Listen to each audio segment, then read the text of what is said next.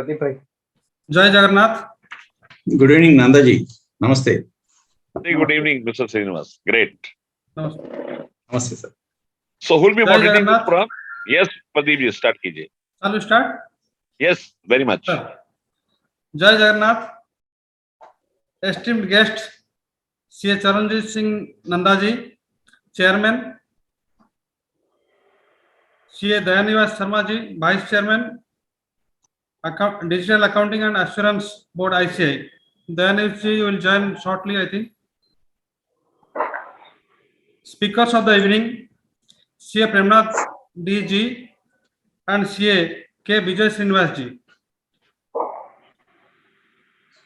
My branch chairman, Shri Ranjan Kumar Prushti ji, respected past presidents, Central Council members, Regional Council members, past chairmen, managing committee members, members of the fraternity, dignitaries present in this BCM.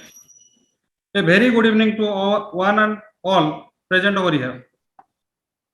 On behalf of Bhubaneswar branch, I would like to extend a profoundly heartfelt welcome to our chairman and vice chairman of Digital Accounting and Assurance Board (ICI) and speakers of the webinar for heightened the aura of the occasion by their presence despite of their busy schedule.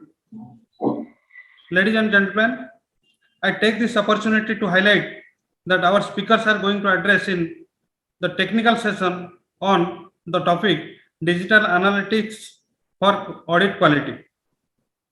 It will be of great help to all of our members participating today. Now I would like to introduce Chairman of our Digital Accounting and Assurance Board, CA Charanjit Singh Nandaji. CA Charanjit Singh Nanda is a practicing chartered accountant based out at Delhi, elected as Central Council member of 25th Council of the Institute of Chartered Accountants of India for the year 2022-25. Currently, he is the chairman of Digital Accounting and Assurance Board (ICI), Internal Audit Standards Board (ICI), Committee on Information Technology of South Asian Federation of Accountants (SAFA). He is the vice chairman of Banking, Financial Services and Insurance Committee (ICI) and different other committees also. He was the member of Central Council member of ICI for the year 2004 to 2016 and 2019 to 2022. He was the chairman of the following committees of the ICI: was on the Committee on Management Accounting, Committee on Internal Audit, Committee for Members in Industry, Women Members of Empowerment Committee, Committee for Cooperative and NPO sectors, Committee on Banking, Insurance and Pensions, Committee on Financial Markets and Investor Protection, Continuing Professional Education Committee, CP Committee, Public Relationship Committee, Research Committee. He was also vice chairman of various committees of the ICI, important committees of the ICI in the past. He is a member of Quality Review Board set up by the Government of India. He is member of SEBI Advisory Committee on... Thanks a lot, Pradeep ji, for your very wide introduction. We can start the program now, sir. Sir, I will tell some more, sir, actually. He is the convener of expert group considered by the Ministry of Corporate Affairs, Government of India on investor protection. He is the member of South Asian Federation of Accountants (SAFA) on Committee on Professional Accountants in Business and Committee on Improvements in Transparency, Accountability and Governance. He is the chairman of NIRC of ICI for the year 2002 to 2003.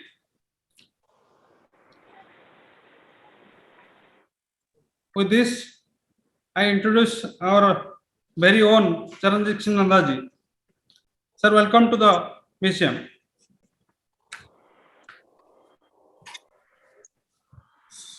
Now, I would like to introduce our own CA Dayanivas Sharma ji, the Vice Chairman of Digital Accounting and Assurance Board (ICI).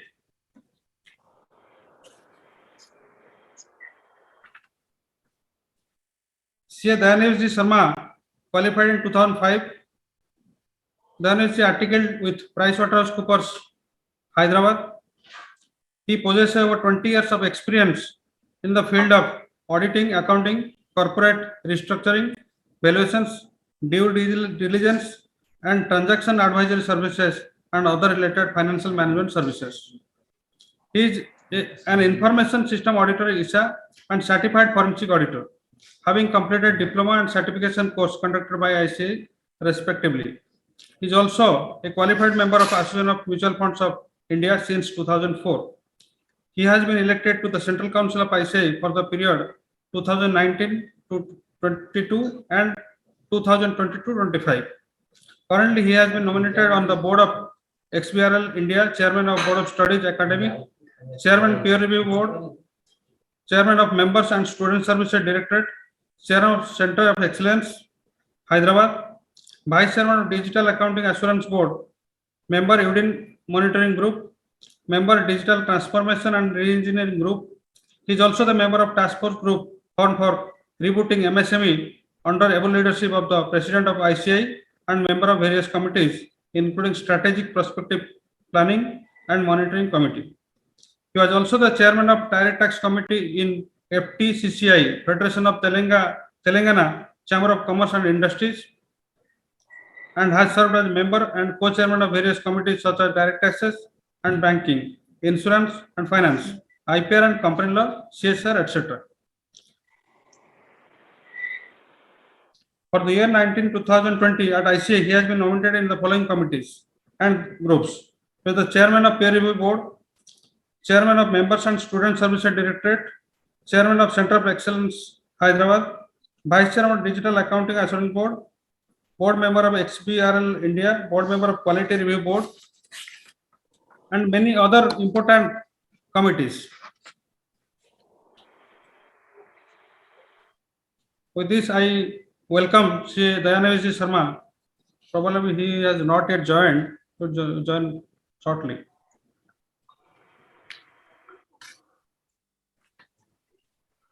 Now it's my pleasure to introduce our speaker of the evening, CA Premnath DG.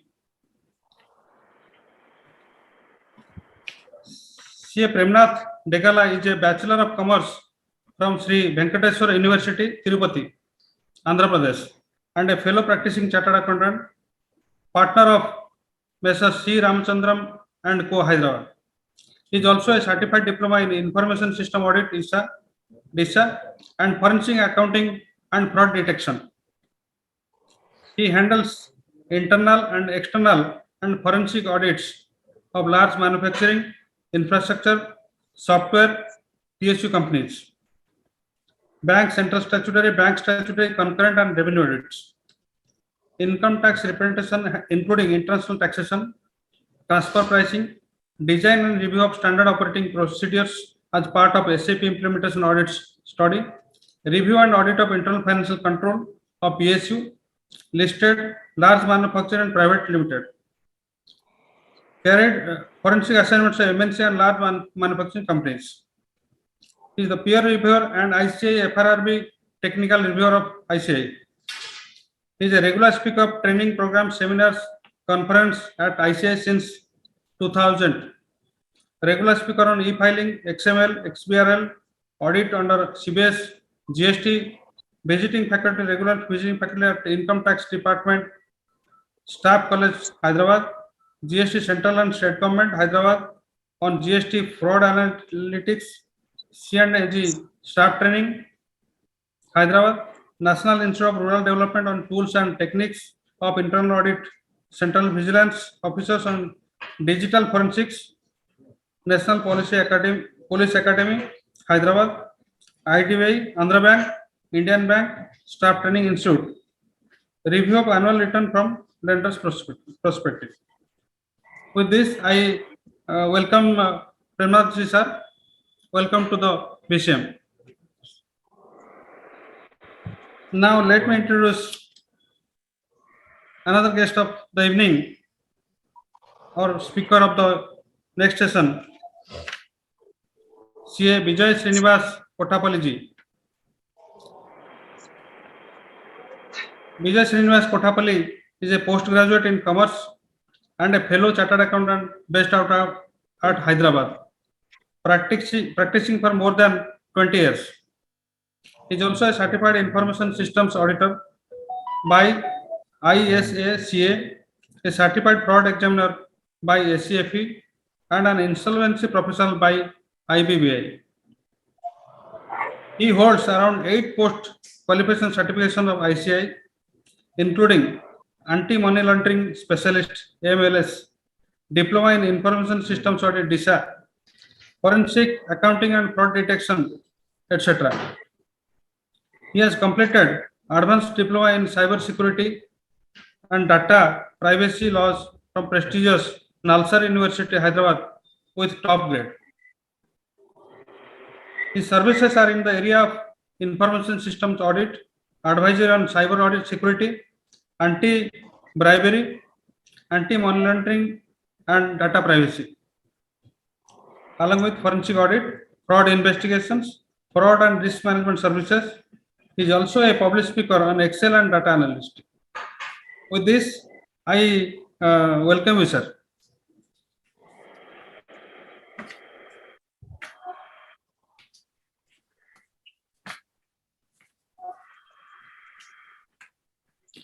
Now I request our chairman, branch chairman, Ranjan Prustiji, to give his welcome address.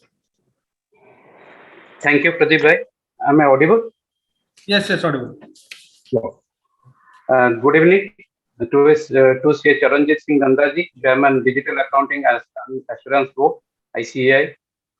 Sri Dayanivas Sharma ji, Vice Chairman Digital Accounting and Assurance Board, ICAI in absentia. Our speakers of the webinar, Sri Premnath D. and Sri K. Vijay Srinivas ji, Sri Pradeep Kumar Sahu ji, Vice Chairman Bhubaneswar Branch, Sri Gagan Bihari Das ji, Secretary Bhubaneswar Branch, all senior members present in the webinar, my managing committee colleagues of Bhubaneswar Branch present in the webinar, and friends. A very warm welcome to all of you to the virtual webinar on digital accounting, digital analytics for audit quality, organized by Digital Accounting and Assurance Board and hosted by Bhubaneswar Branch of PIIRC of ICAI. At a basic level, data analytics is examining the data available to draw conclusion. This is not a very new concept, but there are growing trends toward more integrated and more timely use of data from multiple sources to help inform business decisions or to draw conclusions. For auditors, the main driver of using data analytics is to improve audit quality. It allows auditors to more effectively audit the large amounts of data and process it in IT systems in larger clients. Auditors can extract and manipulate clients' data and analyze it. By doing so, they can better understand the client's information and better identify the risk. Data analytics tools have the power to turn all the data into pre-structured forms or presentations that are understandable to both auditors and clients, and even to generate audit programs tailored to client-specific risks or to provide data directly into computerized audit procedures, thus allowing the auditor to more efficiently arrive at the result. To explain all this, we have with us our chairman and vice chairman of Digital Accounting and Assurance Board and two very learned and experienced speakers who will explain and take us through the use of data analytics for audit. Let's hear from them. Thank you all. Over to you, Pradeep. Thank you, Chairman.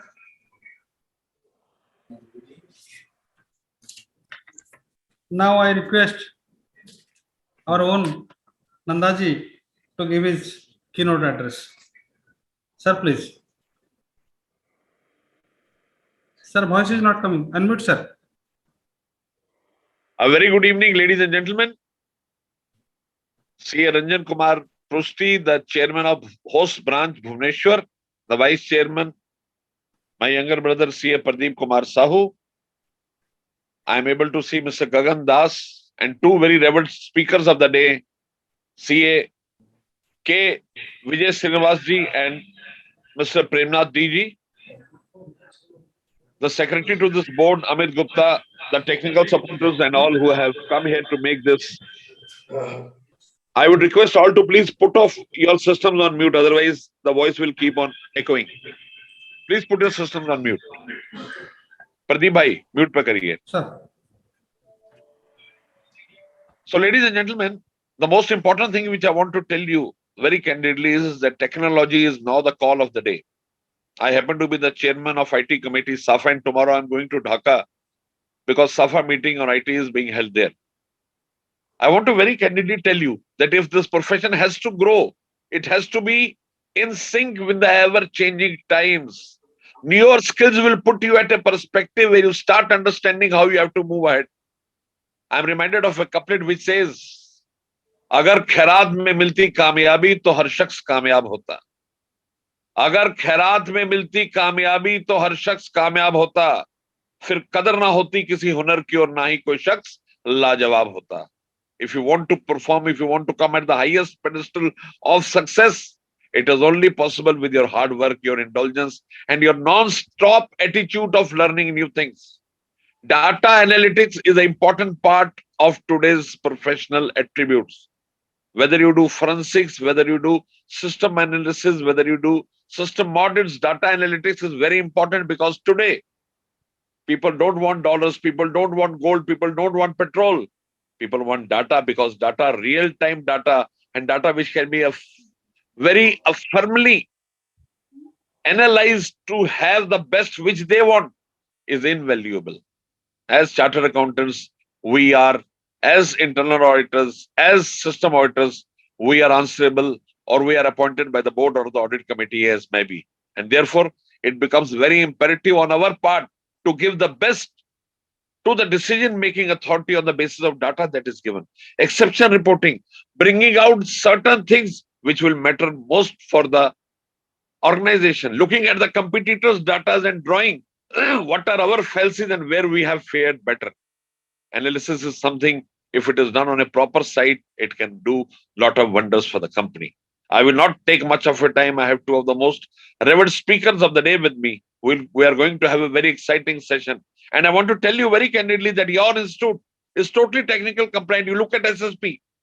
Leave aside small technical glitches. SSP has helped us a lot during the time of COVID. Students, members simply deposited every information on SSP from their home. Your institute was the first to come out with guidance on remote audit amongst all IFAC companies way back on 30th March 2020 when COVID had barely started. Your board, the Institute of Chartered Accountants of India, the Digital Accounting and Assurance Board, is the first to bring out 23 forensic standards.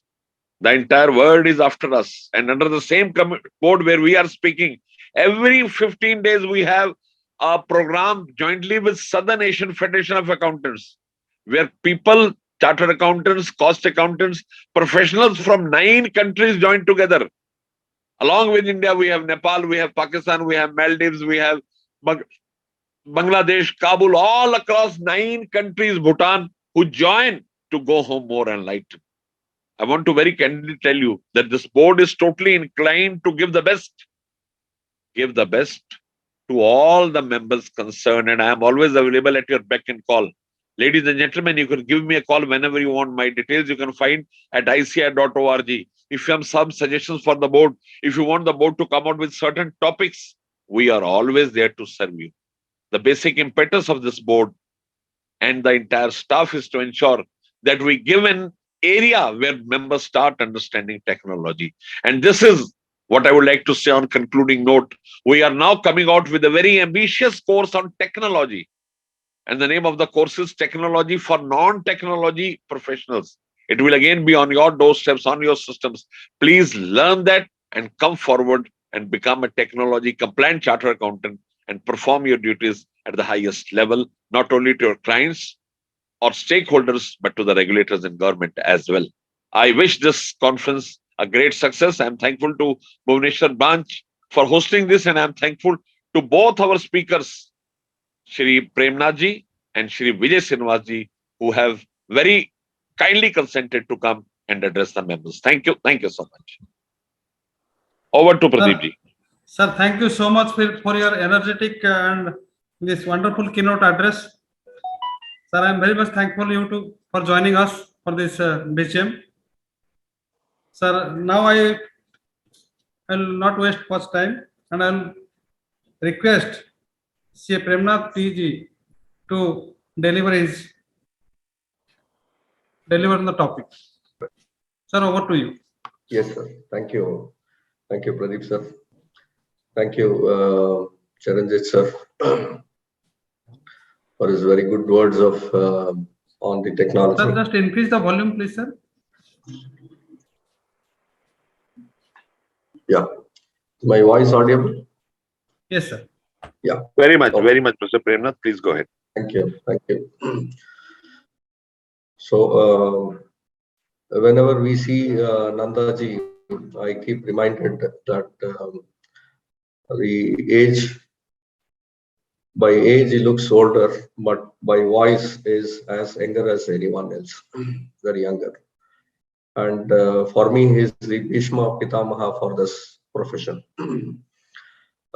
He covers good lot of things. Very rightly, he said just now, he very rightly pointed out exceptional reporting. Exceptional reporting is none other than professional skepticism from SA 200. SA 200 is the very first standard with which we need to start our audit. And the biggest paragraph in the largest and the heart of that standard, whole standard, is professional skepticism. And this word is repeated in SA 700. In corporate audit, wherever we write audit report, in that we find this word professional skepticism. We promise in the report that I have professional skepticism. With professional skepticism, I have carried out my audit. I make this promise on the SA 700 report. And that is none other than exceptional reporting. So I'll just take you through a formal presentation, and then myself and Vijay Srinivas will be jointly presenting, meaning that I'll be presenting for some time, and then sir will take over, Vijay Srinivas, and then I'll again take it back. In that way, like a Jugalbandi, we wanted to make a presentation to avoid boring, if at all it is. So for that, we have designed the program in such a way. For some time, I'll lay a strong foundation on the audit quality. I lay down a strong foundation on the audit quality, and then we'll move into digital analysis. Digital analysis on few things only will take it up. And remaining things, as far as possible, will go with practical only. But too much practical also might not gel properly. The reason is technology. If you and I play on the same platform, then we'll enjoy it. But I only talk about technology. It looked like Akshay Kumar's movie where he'll be jumping, hitting, and all. And if the audience also wanted to do it, you only break the furniture but don't learn anything. But having said, if we both meet on a single platform and start playing or practicing, then this technology will make much more sense.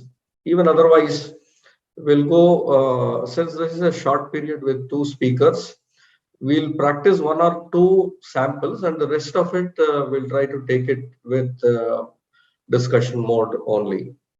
So having said, audit quality is something related to the professional quality. So the meaning of profession is generally defined as any type of work, be that engineering, be that acting, be that audit, anything. medical profession, any type of work which needs a special or a particular skill, often one which is respected because it involves a high level of education and skill. Yes, our CA profession also is of high level of education and a high level of skill we have, and it's a particular skill. As sir was talking about, we are going to have a technical training for non-technical people. Now, we are trying to, most of us are both on both on domain like finance domain and with technology. We have a great knowledge and skill, and hence we are professionals. Professionals means we need to follow certain code of conduct and ethics, etc. Okay, then so this is a small disclaimer that it is my own presentation. It's nothing to do with my opinion and my words. It's nothing endorsed by. It's not endorsed by the council or any branch committees. Okay. We all know about this Yesh Shuktesh Jagruti. The the essence of this sloka is I am involved professionally. To what extent I am involved professionally is this much. I am so much deep into the client's place with respect to tax advice, with respect to audit, acquisition, strategic consulting. And maybe because of a tax audit, I am also strategic consulting and acquisition subject to 144 of Companies Act and Code of Conduct independence and all. If I'm into audit also, sometimes acquisition and strategic consulting to the extent permitted under section 144. So I'm so much deeply involved into the clients. Having deeply involved professionally, I'm still independent. And that's the true nature of our profession, the true nature of chartered accountant is reflected in this Yeshu Shukteshu Jagruti, the meaning that I am even in my dream of the dreams, I am deeply involved into the numbers of the client numbers of the domain knowledge, but still, though I am deeply involved, but I'm still an independent, and that's a good meaning. Let's go with the subject. Having said, so we said quality comes with professionalism, and quality comes with code of conduct, the very first. So we are respected because we practice the code. The purpose of profession is public interest and not exclusively to satisfy the need of individual clients. The moment I remember this at every point, every activity of my life, if I remember I am working towards public interest, only then quality comes out. And hence I've said the moment we open the code of conduct, the very first page says that our profession is towards public interest. Okay, having said, let us see who is controlling the professional interest, who is controlling the quality profession. There are peer review board as a self-regulation mechanism, audit quality maturity model as a self-regulation, DCMM digital competence maturity model as a self-regulation. In addition to that, institute has FRRB, it has QRB, it has TA tax audit QRB, it has DC mechanism. These are all internal. Externally, we have NEFRA, we have SEBI, MCA, SFIO from the criminal point of view, ED, CBI, etc., etc. These many people are the quality surveillance today is so much on the profession from all these angles, and hence we need to comply with quality, and that quality can be complied with simple digital analysis. So this is what the quality professional controls which are moving around like an eagle. Everyone is with an eagle eye. Everyone is looking at chartered accountant today. Like there's a conscious documentation protects or else the digital footprints will prove non-compliances. See, unless we consciously practice with digital analysis, the other side, we have already left, the client has already left enough digital footprints.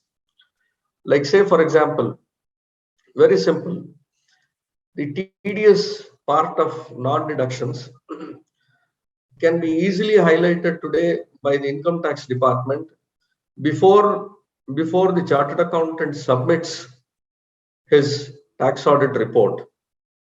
Like today, 2A, 2B, the GSTR 1 is uploaded, which is none other than 2A, 2B.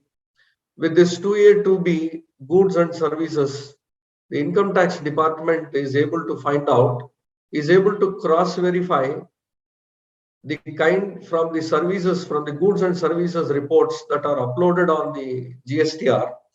The income tax department today, it is equipped to find out whether equal amount of TDS has been deducted or not on all the eligible items. Like, you know, on a services, most of the services today are under TDS, or to certain extent, the goods are also come into TCS and TDS and all. So today, before the ETDS return is filed, before the tax audit return is filed with non-compliances, income tax department is readily having the amount of non-compliances made by the department. Meaning, if I am not consciously giving a quality report, the digital footprints that are already available with the various regulatory authorities is proving my non-compliances or client's non-compliances is proved instantly. And this is where if on the other side, the department, the GST or CPC is working so fast with enlarging their analytical skills with artificial intelligence, machine learning and all, on one side of the coin, the digital, the regulatory authorities, the so-called regulatory authorities, what I said here, are well equipped with the machine learning, well equipped with artificial intelligence, both and all. But what am I doing as a chartered accountant? To what extent I am digitally equipped in carrying out the analysis? This is a bigger challenge we are facing, and hence, as sir has said, we have no other alternative. We need to practice a digitized audit. So integrated information digital footprints is we are facing a bigger challenge, and this is also an opportunity. What I said now, integrated information on digital footprints like MCA, income tax, GST, PF, land records, municipal records, whatnot. All these informations today cutting across federal system, they are reaching onto one place, and that is getting reflected in our income tax login, AIS and FIS kind of a thing. Form 26 says there are 45 or 42 kinds of information which is flowing into the PAN numbers, logged in registered PAN numbers without any effort, meaning that sometimes the assessee himself doesn't know the kind of transactions he has carried out, but the department is able to do it. This is because integration. So if department is running with 100 km speed, I need to run at least 120 km speed, so that the department and the other side consultant will sync with the objective. Surveillance through data integrity, non-compliances. We have seen these reports like NEFRA, SEBI, MCA, SFIO, ED, and CBI. They are repeatedly reporting non-compliances of our code. Code is talking about ethical, technical, and professional standards. This is happening because there is a weak policies and weak TA firms policies and procedures which are unstructured. Like today, today's audit is not fully with technology, neither fully manual, and that is a big challenge. Then there is a weak quality control standards also. Clients' expectations are too much. Clients' attitudes and behavior is something different, and there is a competition. All these things are hitting bad on the quality, and hence the only way out is a digital practice of CA. So this is a way in which the NEFRA is attacking the chartered accountants. This is what Nanda sir was talking about: professional skepticism or exceptional reporting. It says SA 200 from the NEFRA report. It has said 16 times that the big firm of the world, big firm on that this report is issued. It says 16 times they have failed. It has referred to 129 times. This has referred to standards on auditing, meaning quality of audit is quality of compliance with respect to these standards. And it has said 36 times that they have failed to carry out auditing standards, meaning quality comes with auditing standards, and these auditing standards have to be digitized. So let us move on. And this is what the more dangerous wordings from this report. I'll read out very carefully, very slowly.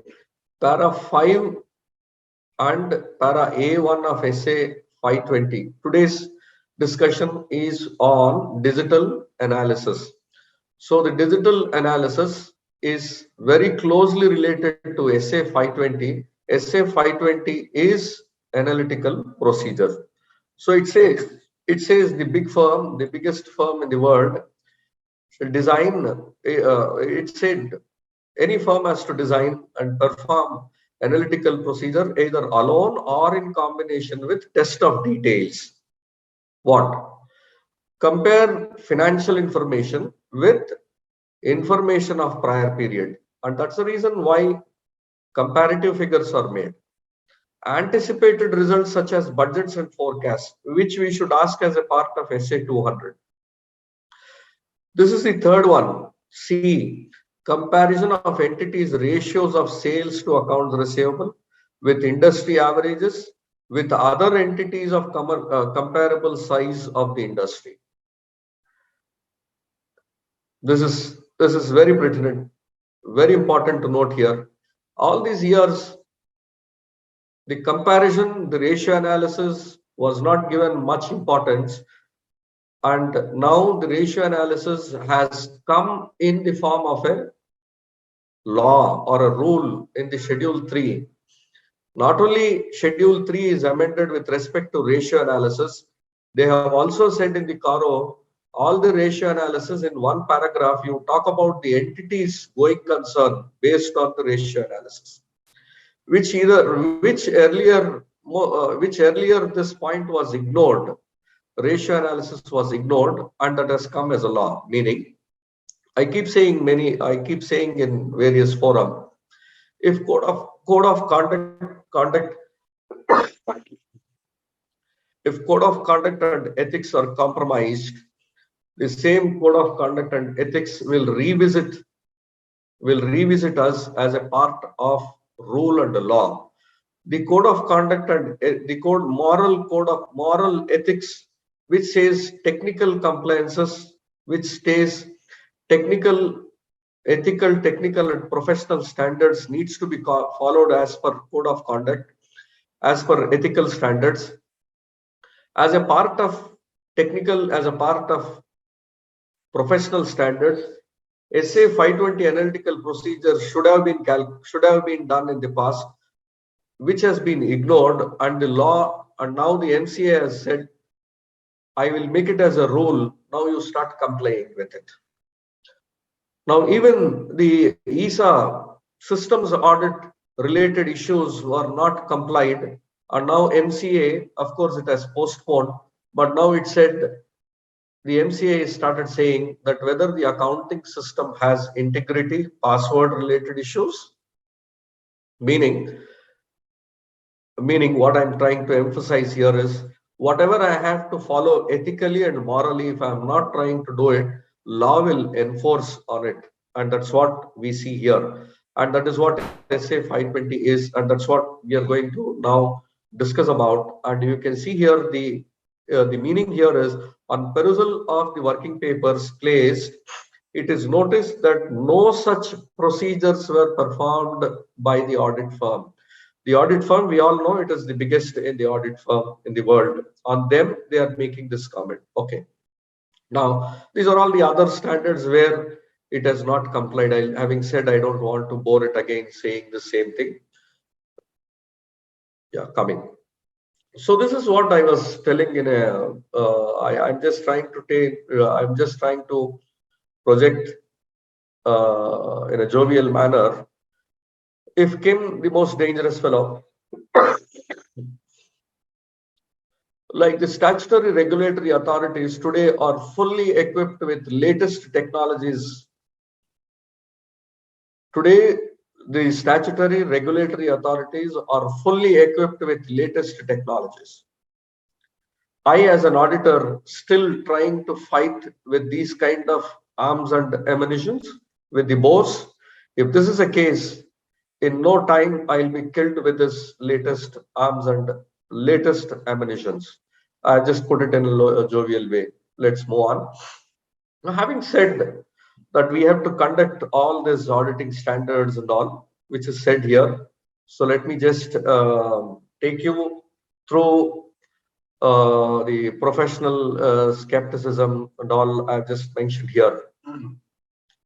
So having said here about the analytical procedures, before going into the analytical procedures, let's read the standard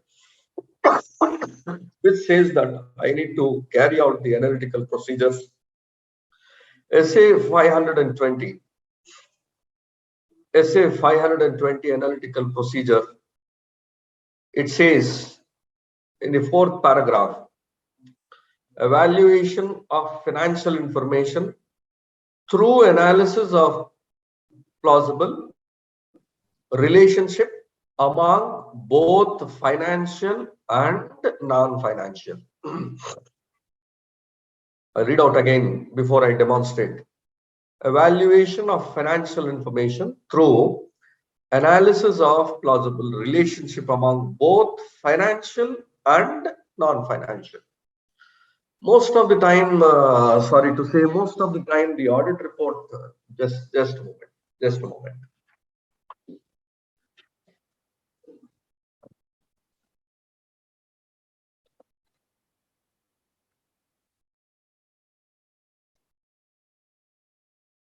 Most of the time the audit is carried out based on the financial information, more specifically tally based. But here analytical procedure says,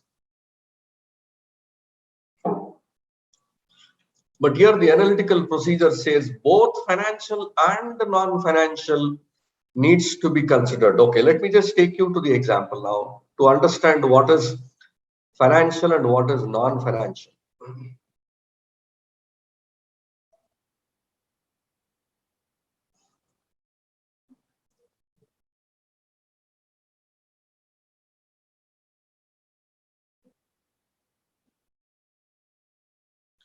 Just a simple example.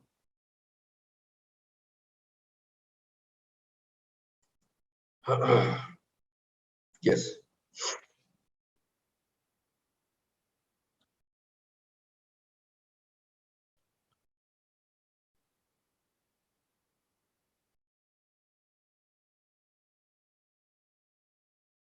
I'm just trying to present the screen so that you can read it. Now, we are trying to understand what is both financial and non-financial data. Financial data is about the price of a product. But what is that we need to make an analysis with non-financial data? Non-financial data is something same supplier, same product, during the year, we have a different pricing. So this is what it says here. Both financial and non-financial, we need to analyze with respect to a same supplier with same product having different prices. Why should we do this? The purpose of analytical procedure is to see that there is no material misstatement. The only objective of analytical procedure is to rule out material misstatement due to fraud or error. Okay.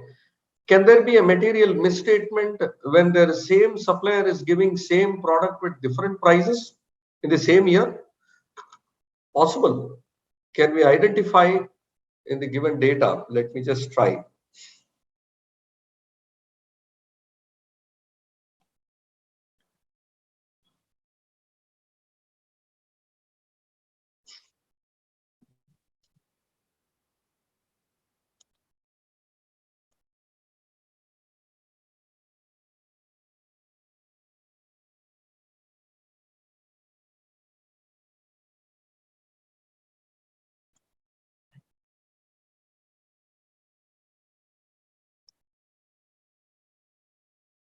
Yeah, just open.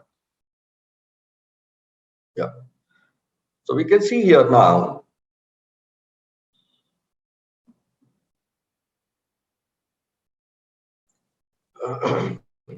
Date is not that relevant. I'll just push it out so that you can find here.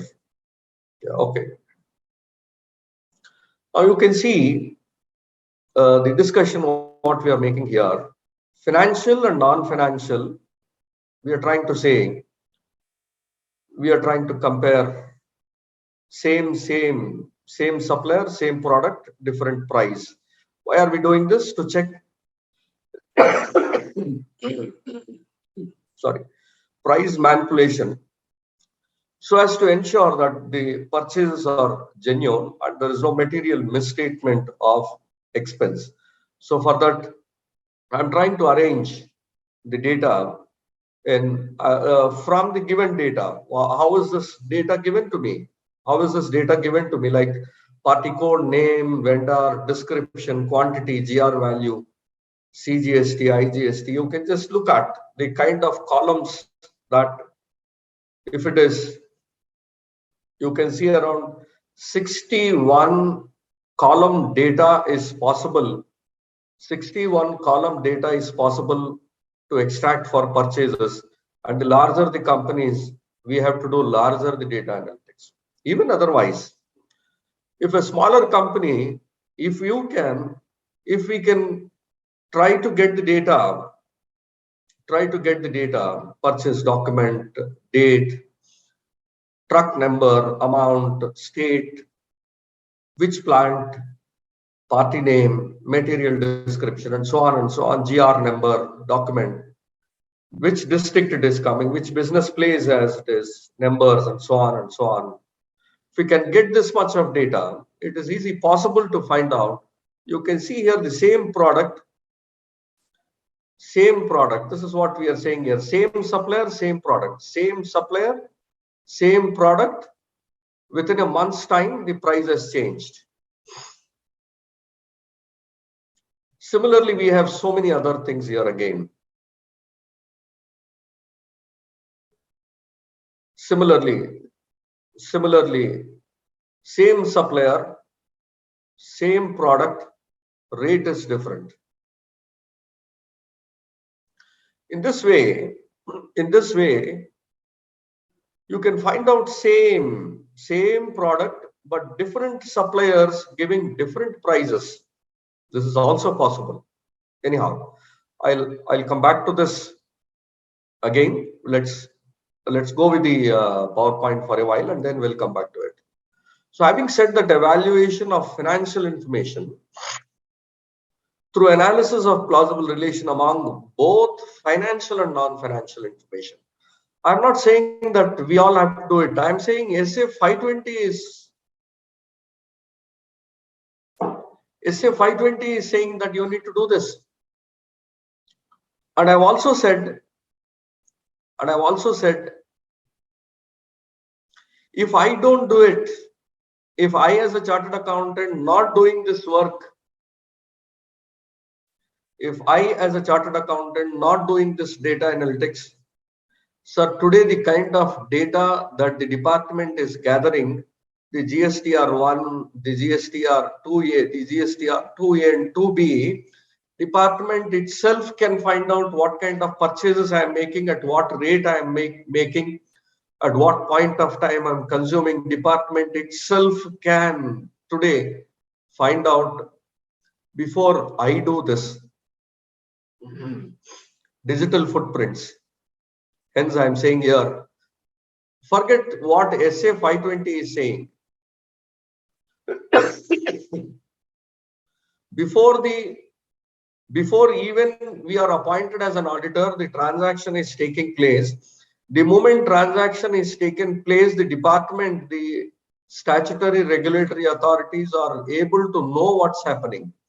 And I am taking up the audit when after 1.5 years, I am taking the audit. Like some of the audit firms are still busy on October 15th for the return to be filed for March 2022. Today, still clients are walking in. Now you can understand 1.5 year back data, today we are auditing. Okay. Having said here again, analytical procedure is also encompassed with such investigations as is necessary of identified fluctuations. Look at the fluctuations. Identified fluctuations. What fluctuations? Again, NEFRA has pointed out. It's saying comparative analysis. That's what Nandaji was talking about, exceptional reporting. That is what professional skepticism is. And you find here budgets and forecasts, entities' financial information with prior periods. And this is all clearly saying here that SA 520 needs to be followed. Identified or relationships that are inconsistent with other information. Yes, this is what again NEFRA is talking about, or that differ from the expected value of a significant amount. So this is what SA 520, and I've shown you with a very simple example of this date. Like this, there are other rules. I'll read out slowly one by one as we go into this. The auditor's choice of procedure, methods, and level of application is a matter of professional judgment. How you carry out these procedures is left to the auditors. But today, I say department has already, the departments like the NEFRA or SEBI or MCA or SFIO or ED or CBI, they have already laid down the procedures to find out relevant information which is not matching. They already have financial and non-financial correlation of data. It is we, the chartered accountant. That is what I said in a jovial manner. The department is fully with arms and latest arms, and it is me as an auditor still trying to understand what it is. Okay. So to this extent, SA 520 is very clear that we need to carry out analytical procedure. With the very basic things, I'll move on. Before that, as Nandaji was talking about professional skepticism, and this word is there in SA 700, and this word is there in our report. It says, as a SA 200, it says we need to maintain professional skepticism. So what is professional skepticism?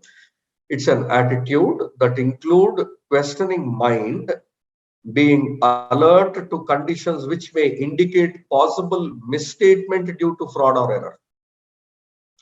A critical assessment of audit evidence. I repeat again, attitude, questioning mind. When will you question? When I arrange the data, in this manner, then I question. This is the data. This is a data given, but I can't arrange unless I unless I sort the data, unless I filter the data, unless I use a pivot table to arrange the data, I cannot read. Questioning ability comes only with analysis like this. I've sorted out material wise, supplier wise, material wise, I have ordered, I have arranged, and then the professional skepticism has come out. Meaning, it is not that we collect data like this, which is running into thousands of 18,000 rows with 61 columns. It is of no use unless we convert them into data analytics, being alert to conditions which may indicate possible misstatement or error or fraud. So on right hand side, we have to carry out analytical procedure. Analytical procedure alone gives rise to the professional skepticism. For this, we need to collect data. As much data you collect, that much analysis can be carried out. Having said, I just stop for a while, and then I request Vijay Srinivas sir for continue for 10-15 minutes, and then I'll join back. After that, again, I'll make for 10-15 minutes, and then Vijay Srinivas sir will carry out.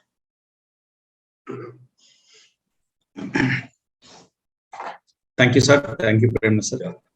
And thank you, Bhubaneswar branch of EARC and DAP, Digital Accounting Assurance Body, for inviting us to take up this session on data analytics for audit quality.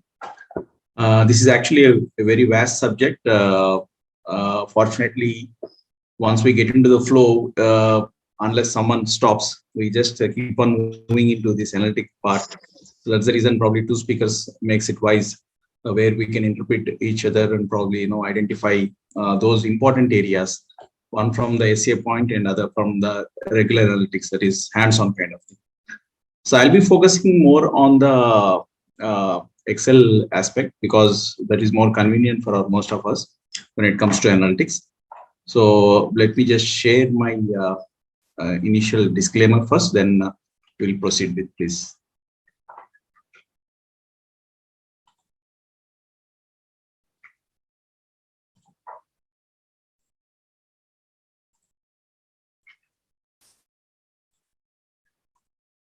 Yeah. So whatever we are dealing with, whatever we are presenting, it's not that we are endorsing or recommending any of those. Could be any open source tools, what we display, or even for that matter, any kind of applications we refer to, any kind of tools I might spell out in the process of using analytics. So it's only for the sake of, as we share, it's mostly the one what we have used in our analytics. So that's what we'll be sharing. So nothing like endorsing or recommending. And also scope of auditor includes accounting configuration testing as well. So I might touch upon the role of an accountant as well when it comes to analytics as part of testing those couple of accounting configurations. Now to move on, let's start with a simple analytics. It doesn't require to be much advanced kind of thing, because when it comes to analytics, most of the people, they have various what we call tools, what they use, especially the big firms which deal with have those in-house inbuilt applications and all. Or otherwise also you have a couple of tools like Nine, Tableau, Power BI, Alteryx, SAS, and Rapid Meter SPSS. So many tools available which perform the basic analysis, where it goes through the transactions, it goes through the accounts, whatever been imported into that particular tool, and comes out with whatever request you make. Like say you want a sample, you want a gap analysis, you want to identify the concentrating area, you want to identify the differences between one concentrating ledger to the other, you want to have ratios. So all these tools will be helping out in performing a basic analysis. And again, it comes back to the auditor's judgment in identifying which is required and what is the key area, whether it is the right sample or not. But these tools will be definitely helping out to save the time, because we are dealing with the digital kind of data where you have information from GST, you have information from the banks, You have information from the client through various vendors, and many information has to be compiled and compared with, and then form out with a strategy in what way we can plan our audit. So as I was saying, to start with, let's take up this simple daybook, where what kind of simple analysis what we make.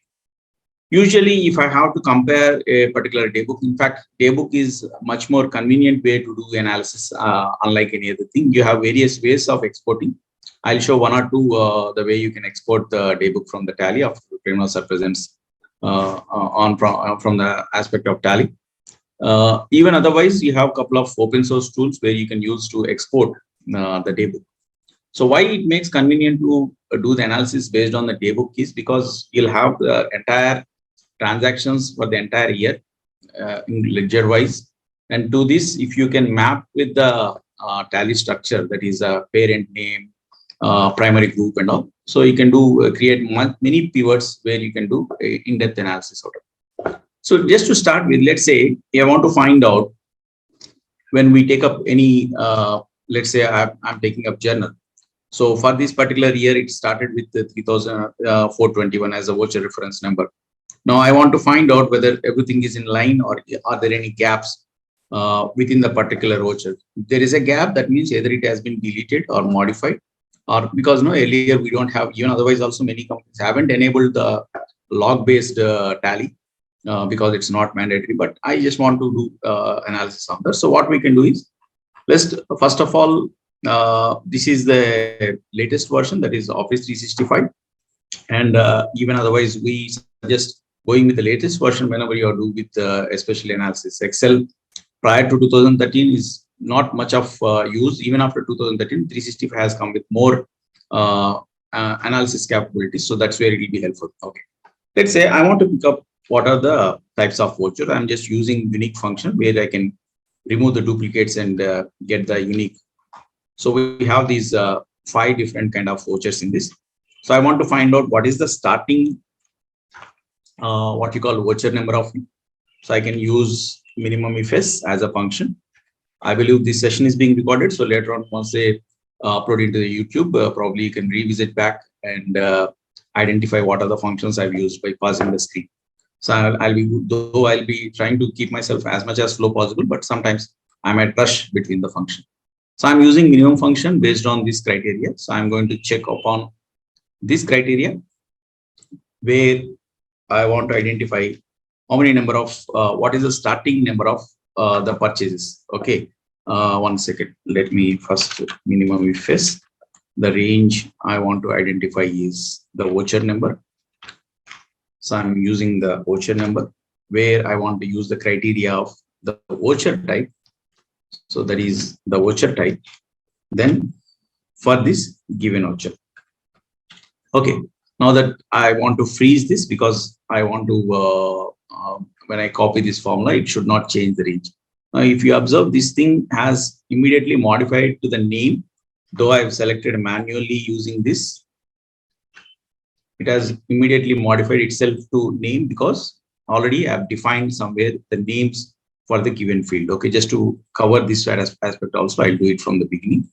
Most of the time, whenever you come across any kind of data, especially in Tally, in Excel, it's always better you name the respective columns with the column heading so that you can keep on calling those information whenever it's required. So I'll just select all this and use Control Shift F3, where I'll be using the top row as the column labels for each of the column.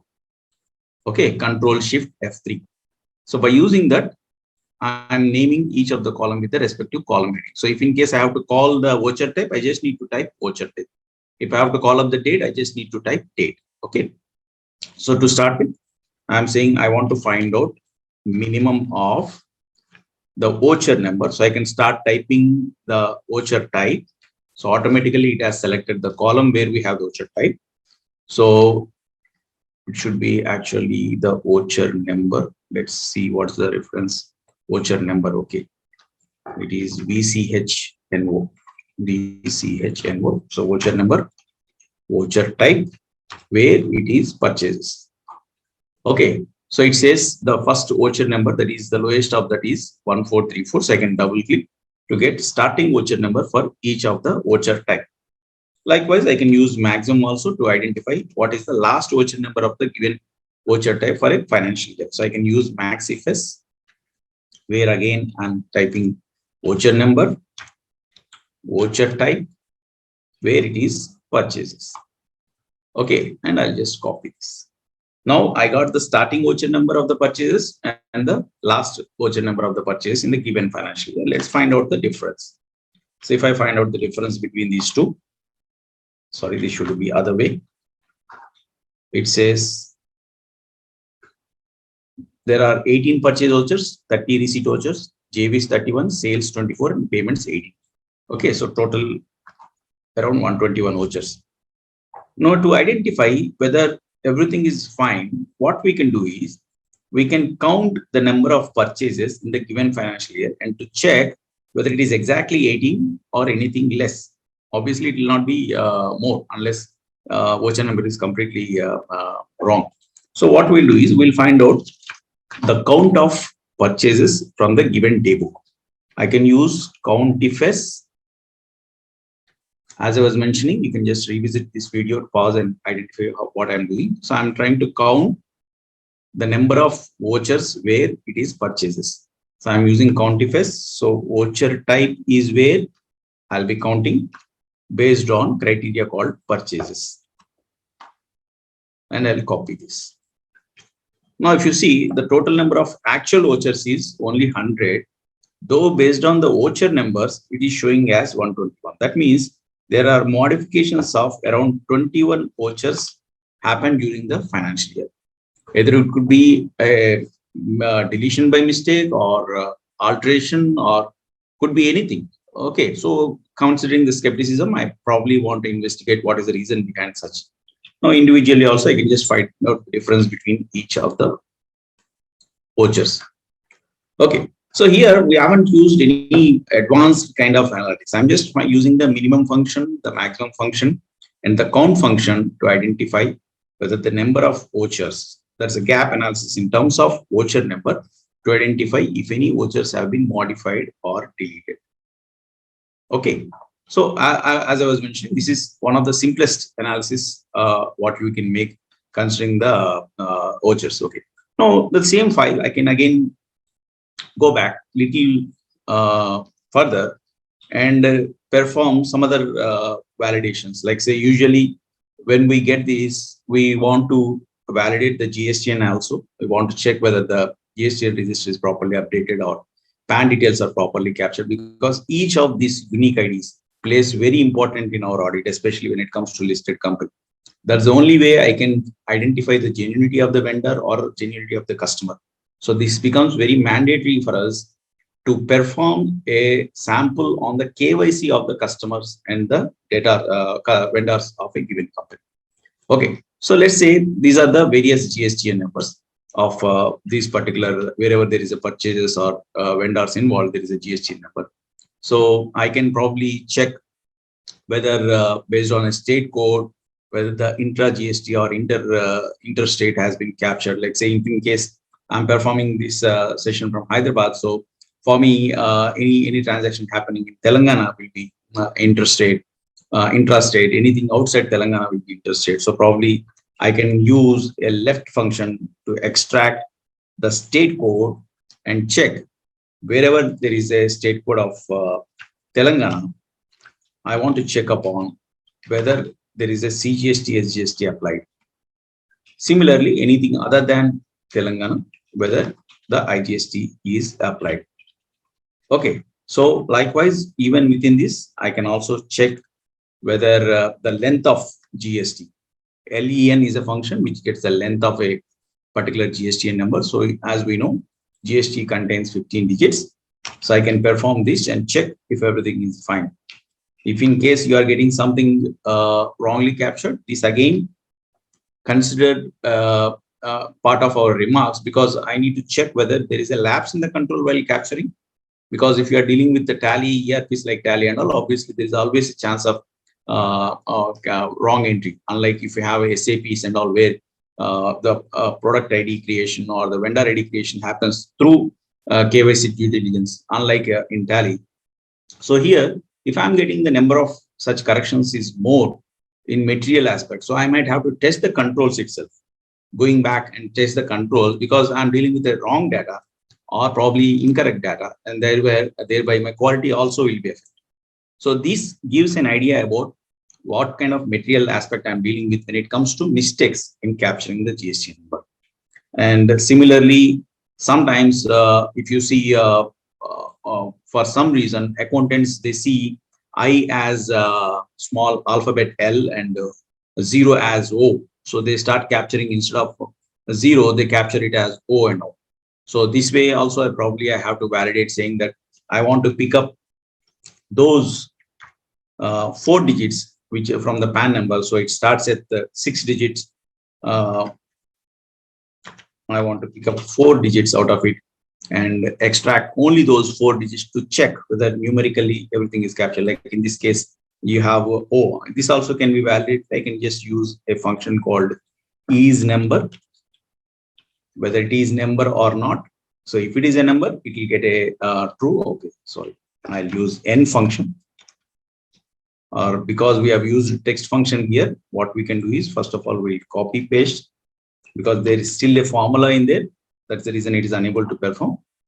I'll convert those into number. Anytime, whenever you want to convert a particular display, which is actually a number being displayed as a text, the easiest way is, instead of going to home and converting to general or number, the best way is just click on this text to column and say finish.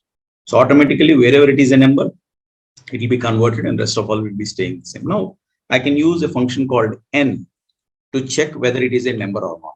If it is not a number, it will get a 0. If it is a number, it will get the number as it is.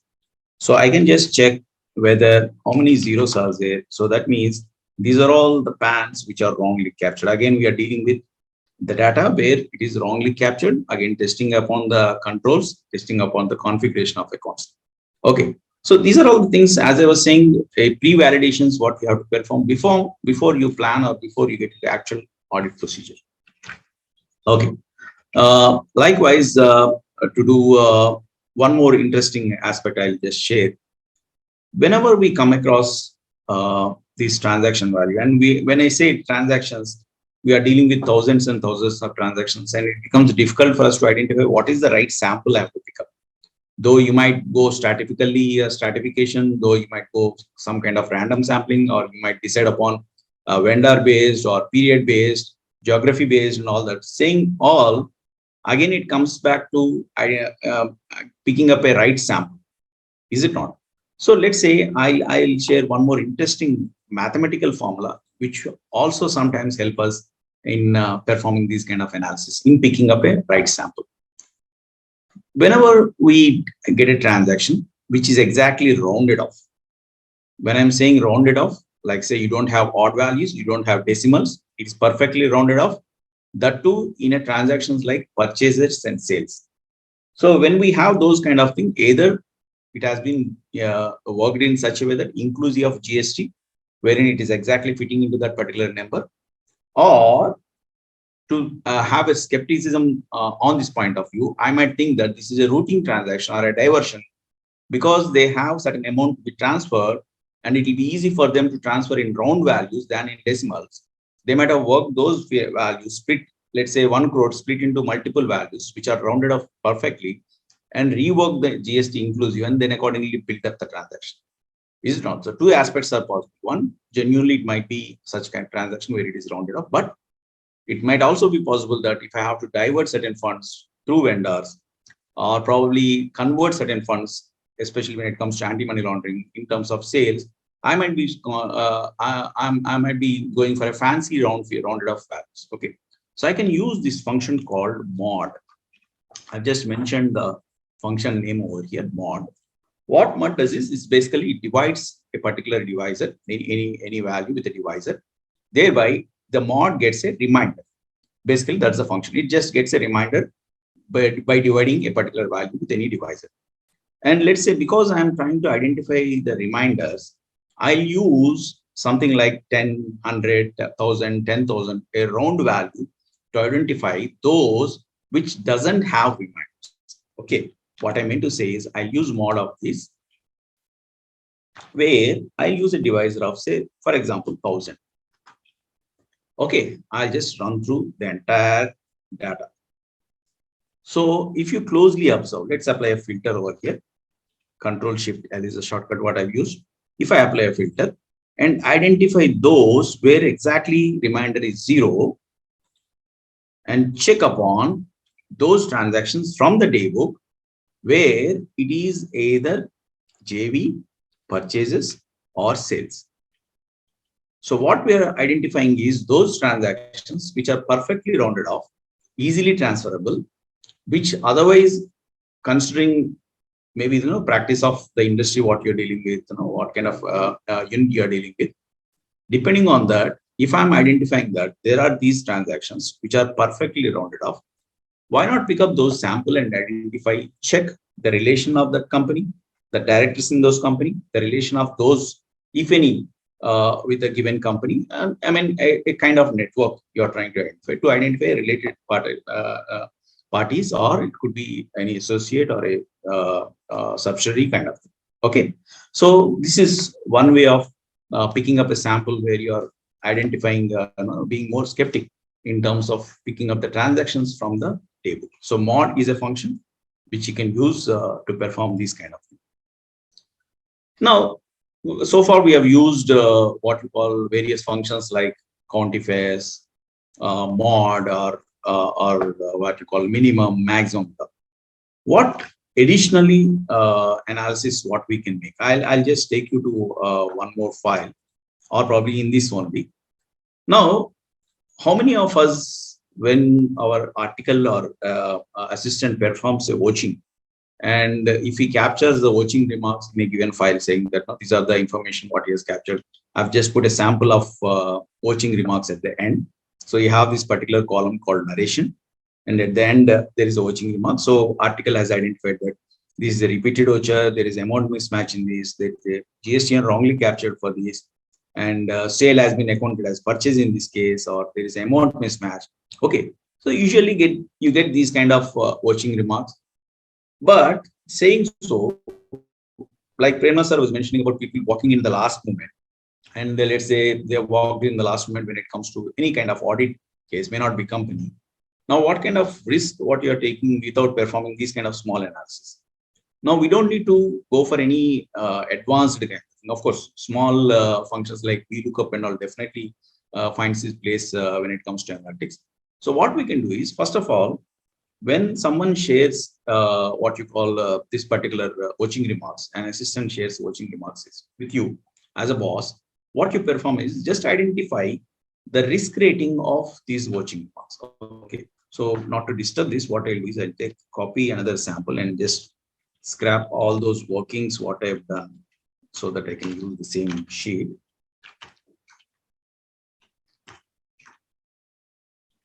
Okay.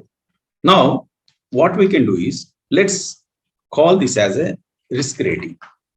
Okay, as a sample, I've mentioned risk rating. Again, just to give an introduction about this particular risk rating, you might have your own judgment in identifying the risk, depending on a particular, let's say if it is a consulting company, certain aspects may not be so serious as compared to your manufacturing company, or a company which has more transactions from a single party. There again, my rating of watching remarks might be different. Okay, so you might work out as a sample. I'm saying based on the last year observations and based on a materiality, I might rate saying that any repeated voucher is of course high. Any vendor mismatch given scenario of a given company might be medium for me. Any wrong PAN, I may not be bothered because GSTN number is being taken care. It's only the PAN, so I may consider it to be low rating kind of thing. Okay. So initially, you just guide your article saying that for a given company, based on your last 3 years observations, what kind of this particular ranking it can, the watching remarks falls in. And let's assume this is the ranking, what I've done based on. So what we simply do, I just call upon for each of these, identify whether it is falling into high risk, medium risk, low risk. So I'll use a simple VLOOKUP where I want to look this particular watching remarks in the given data And based on this, I want to identify the second column. So I'm going to mention comma 2, comma 0. 0 is for exact match.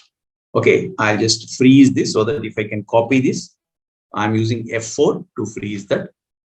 So what we have done, I've performed a lookup of this from the rating what we have created, ranking what we have created, and identified which rank this particular watching remarks is following.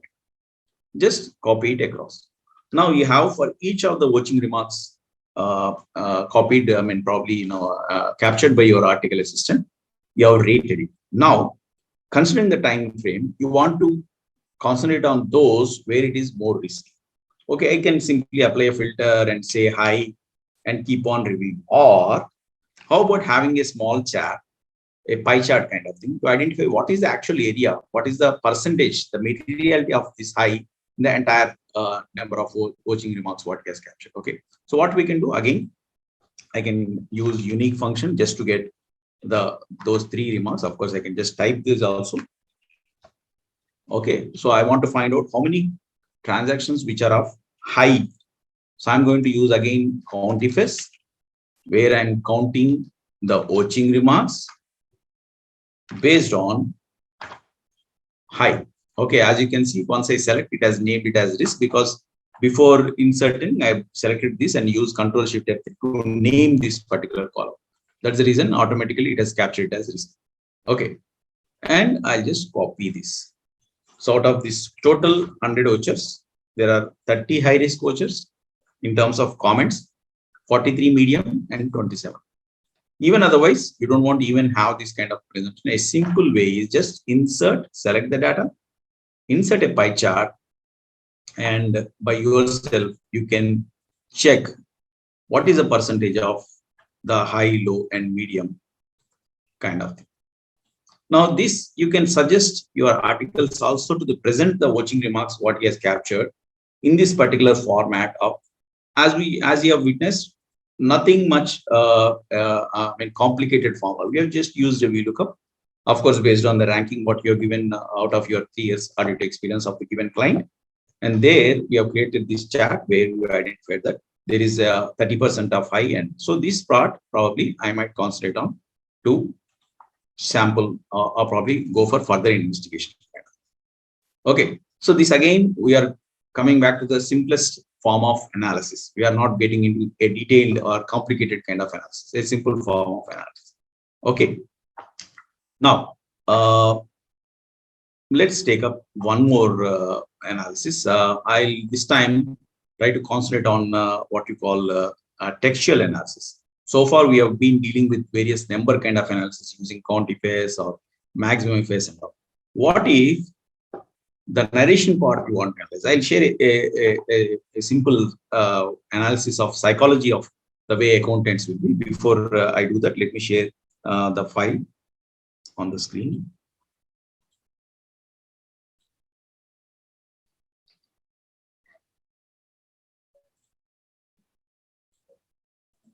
Yeah. Now, this is a cash book of any a company. Okay, and I want to perform certain analysis on this. And analysis could be any kind of analysis, could be date-wise or narration. Now, I was saying about the psychology analysis of an accountant. See, when it comes to ERPs, even for that matter, SAP or whatever, the person who is entering the data, obviously, he follows certain vouchers or certain statements to capture, to pass on that entry and capture the narration. Now, when it comes to narration part, my way of analyzing when it comes to forensic aspect is, for that matter, whenever we deal with it, I concentrate on the narration part to check there are indications where the entry has been passed based on instruction of someone. When what I meant to say is, if a voucher is there, probably he captures saying that being a purchase from so and so, white so and so invoice, or being receipt of so and so from so and so, so and so. But when it comes to instructions, I found these catchy terms like SAR. Let's say based on Vijay Sar's instruction, or based on a short form of some director name, or based on telephonic conversation, all this, because they use the narration as a notepad. Fortunately for us, most of the accountants, they use the narration as a notepad, so that if someone questions, they say, this is the witness, as I've already captured on the given date. This is what narration says. Now you can recollect what you have done at that time. That's the advantage for us because if I can do analysis based on narration, I can probably pick up those samples where there may not be a proper documentation, or it could be a kind of what you call a diversion, or probably a makeup transaction. Okay, so to do that, most of the time what we do, we apply a filter and say I want to find out, let's say I want to find out where there is a Vijay. Okay, then I'll identify that, okay, these are the transactions where Mr. Vijay is there. So if I have to perform those kind of things, it becomes so cumbersome because we are dealing with thousands of transactions in a given cash book. Now, instead, can I find out a way where I just get to see a glance of number of vouchers where any particular term is being captured in narration. Before we do that, I can also perform some so-called analysis based on a weekdays kind of thing. Let's say I want to find out the transactions which have happened on the last week of a given month. Okay, so I can simply say sum ifs of those values where the date is greater than maybe 21st of March 2021. I believe this belongs to 2021. Let's just check 2022. Okay. So I'll get to see that even this is the sum of transactions. If I want to get the count of transactions, I can go back to count ifs, where I'm saying the count is based on these dates where it is falling after 21st of March 2022. I think I forgot to put greater than here. Let me put greater than.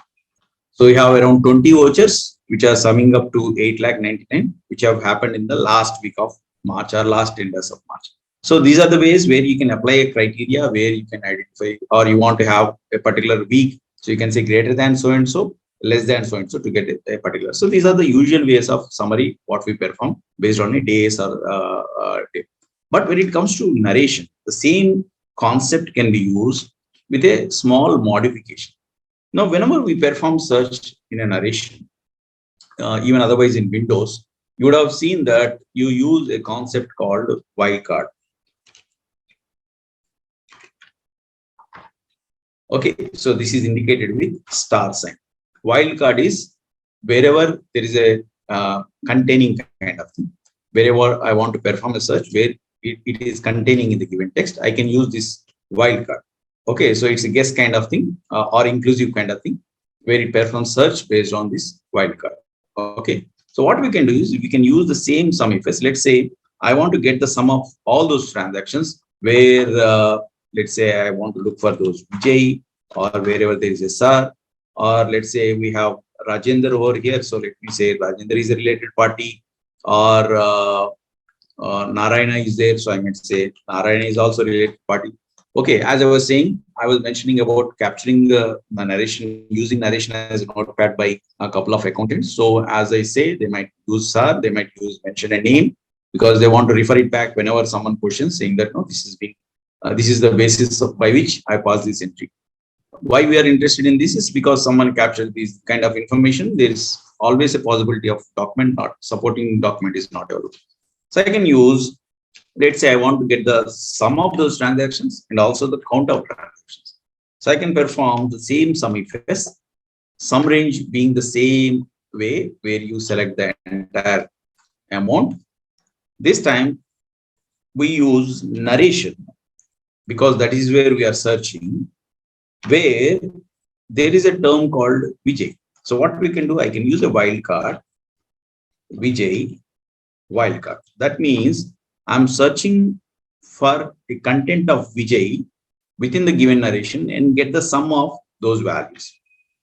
So it says around 3,66,740. So otherwise, what we have done earlier, we have applied a filter, gone to the text filter, said Vijay, then said select these and identified that this 3,66,740 in the bottom of the screen. If you see 3,66,740 is the total of transactions where now, if I have to perform that, it might be very cumbersome because I may not be depending on one term. I might be multiple terms I want to do analysis. So simply, I just need to capture this. Similarly, if I have to use COUNTIFS, I can use COUNTIFS to get the transactions. I want to get the number of transactions where in the narration there is a term called Vijay. Okay, but you might question, if I have to type these every time Vijay, Sir, Rajender, I might have some 30 different names I want to search. I can't keep on typing the same. So there is a way of that. To this, we use something called concatenation, which is identified with ampersand, a symbol called ampersand. Okay. So by using this, I can join this wildcard with a reference of this and get the similar value. So what we can do, we can just eliminate this. This time I'll use sum ifs where I want to sum these transactions. By the way, whenever I'm selecting this, you would have seen that I'm just moving my screen over here, going down. And if I'm using mouse to go back to the cell where I'm entering the formula, there is always a chance of selecting a wrong value. So I use a shortcut, control backspace. I use control backspace to come back to the active cell. Freeze that particular range. Criteria is narration, control backspace, come back to the active cell, freeze this range as well. Now, I want to search wherever there is a reference of either Vijay, Sir, Rajinder, Narayana, whatever it is. What I'll do is, I'll put a wildcard.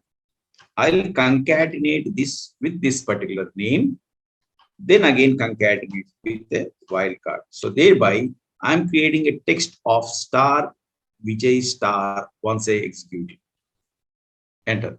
Similarly, I'll use COUNTIFS, where I use this range, freeze it, use wildcard, concatenate with this reference, again close with the wildcard, enter. Now, because there is a reference of the range, there is again reference based on the cell, I can confidently double click and find out that there are 5 transactions where narration says Sir, there are 4 transactions where narration is Rajinder, or where there are 15 transactions where narration is Narayana. So likewise, by these, once I identify those parties, and I'm saying this could be anything. I mean, you might perform this narration search for a vendor, for a debtor, or any employee, because no, sometimes you might come across that in a debtors, in a narration, suddenly if you are looking for an employee name, definitely it is a point of suspicion. So you dump all those names, you identify all those names, maybe 30, 40, just use this formula. Once you have this, then probably you can identify wherever Vijay is there. I might apply a conditional formatting where I'll highlight Vijay with some color. Let's say if it is Vijay, I want to highlight these particular values wherever there is Vijay. I can use a simple rule saying highlight those rules where text that contains Vijay with maybe some color. Let me say yellow fill. Okay. So I have an identification saying that these are all the transactions where there is Vijay narration. Okay. And likewise, I can perform for each of that, and that itself, you can probably throw it for further investigation of any of your resources. Okay. Sure, sir. Sure. So before we proceed further, Prerna sir wants to continue from where he has stopped. So let me join back again from there. Thank you. Yeah. Okay. Thank you, Vijay. So I've just stopped at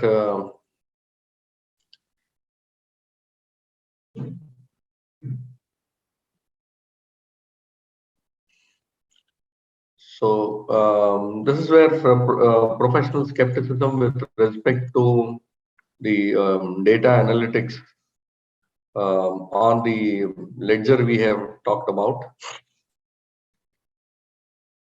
Yeah. So as sir was talking about the accounting system and all, Tally. Tally is very good, but to certain extent, we can customize Tally. We can take out data out of the Tally, and then we can do much more analysis. So let us see how Tally will be helpful for us. So I'm just taking the Tally as it is, and then We can take the generate reports content. We can generate the reports, those that we cannot see, those that are not available in the system. Like say, for example, certain ledger scrutiny rules have been written here. Ledger scrutiny rules amounting to around 45 rules have been written. 45 ledger scrutiny rules are there. We do it manually. We can computerize all this, or rather we can customize all these things. I'll just show you how it would look like. Like say, for example, today there are softwares in the market which will talk about these issues. So I'm not going into those.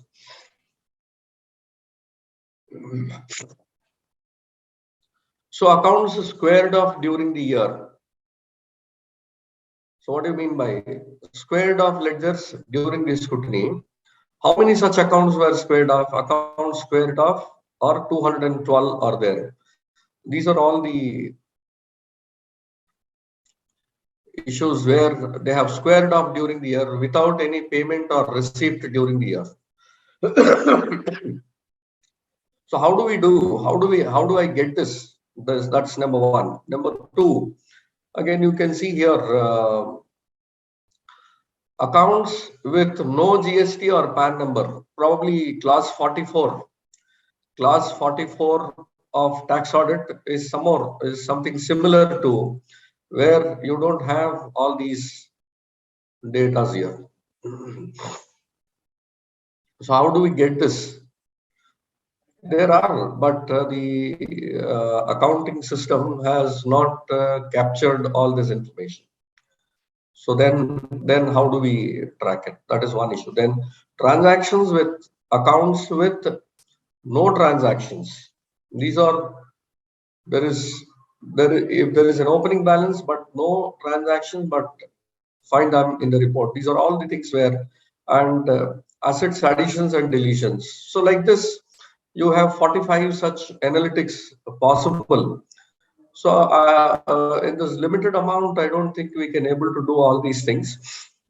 If you have to go all these things, then you have to go into tally and then do all those things. Go into balance sheet and ledger, all those things we have to do it. Probably takes time. So instead of that, if we can arrange data uh, in one particular fashion, probably we can able to do that data analysis. Let me just flash how we can do that. Yeah. So what I'm trying to do here now is I'll just take up, as sir was talking about, the uh, day book. So you can most of the things can be done with day book. So you can generate the day book from period from say April 21 to July 21. So this will give the this has given 6,000 lines, pretty high amount. But okay, the same format. Look at the same format. So I've taken that day book. This is the day book. So this day book, let's clean up or let us make it possible to make analysis. So how we can make that is like say for example for every row item I want this voucher number for every row item. How do we make that? It's very simple. It's very simple how to make this. I'll just demonstrate this. I've selected the total row. Then I'll just say find the blank, go to special, find a blank one.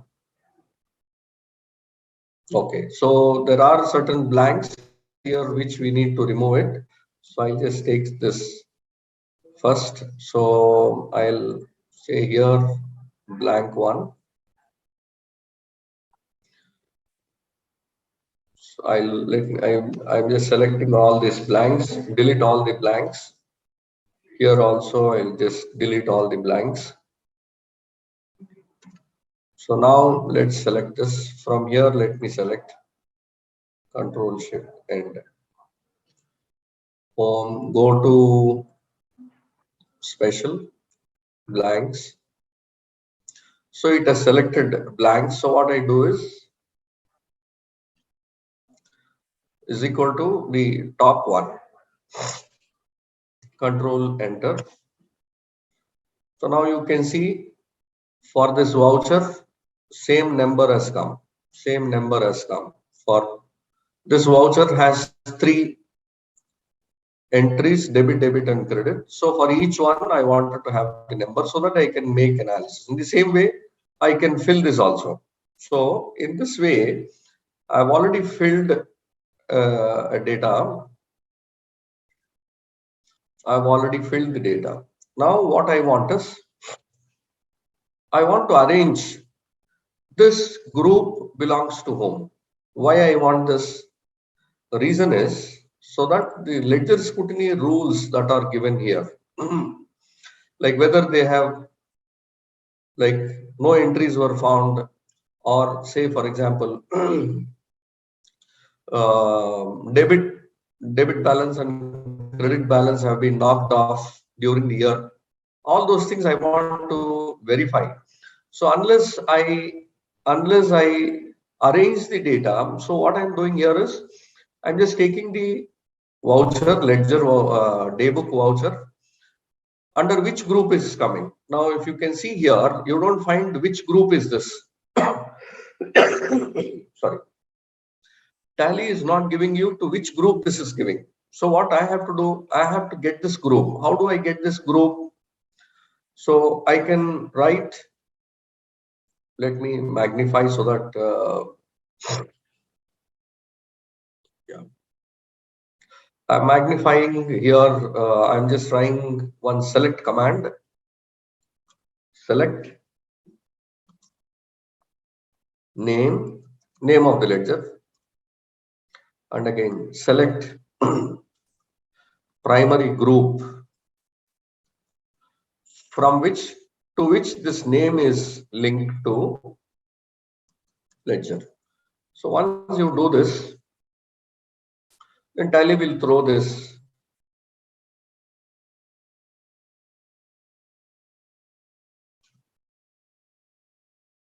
okay.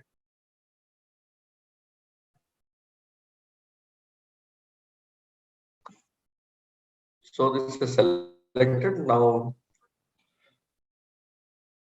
I'll remove the magnifier.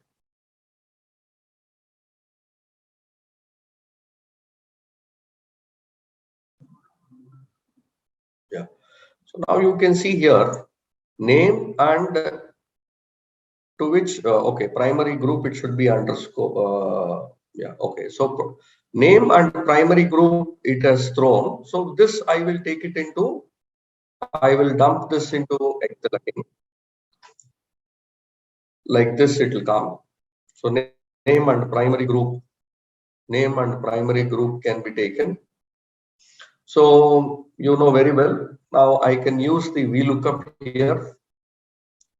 VLOOKUP to bring this group here. So for everything I have a group now. Now what I'll do, whether this is a journal, whether this is voucher type and amount, all these things are here. Now what I'll do is I'll take up the pivot table. Now I'll run a pivot table. This is a pivot table.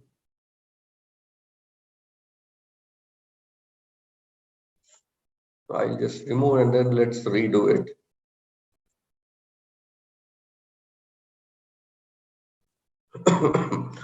So from the data, what is that I want? I want all those group here.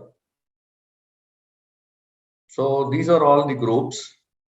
Now I want in the columns, voucher type in the columns. So these are all the voucher types. Now I want amount in the last column here. Right. Now with this, what happens? Let us, you can just see here. Observe this here. Yeah, okay, this is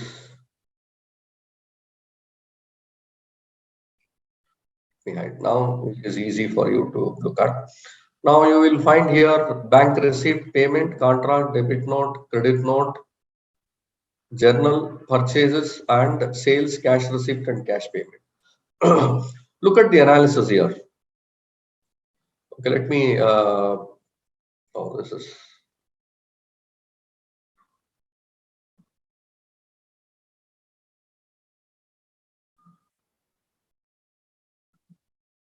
Okay, let me just do it again. So I'll just insert from the daybook here. Insert pivot.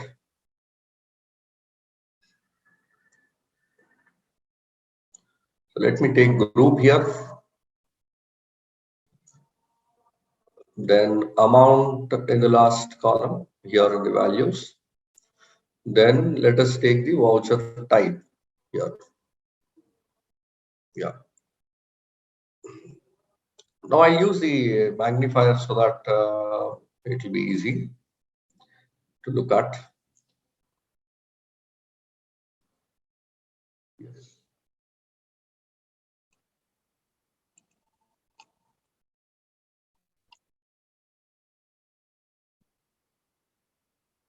You can see cash. Let us look at the cash in hand. Cash in hand, cash payments have been there, cash receipts.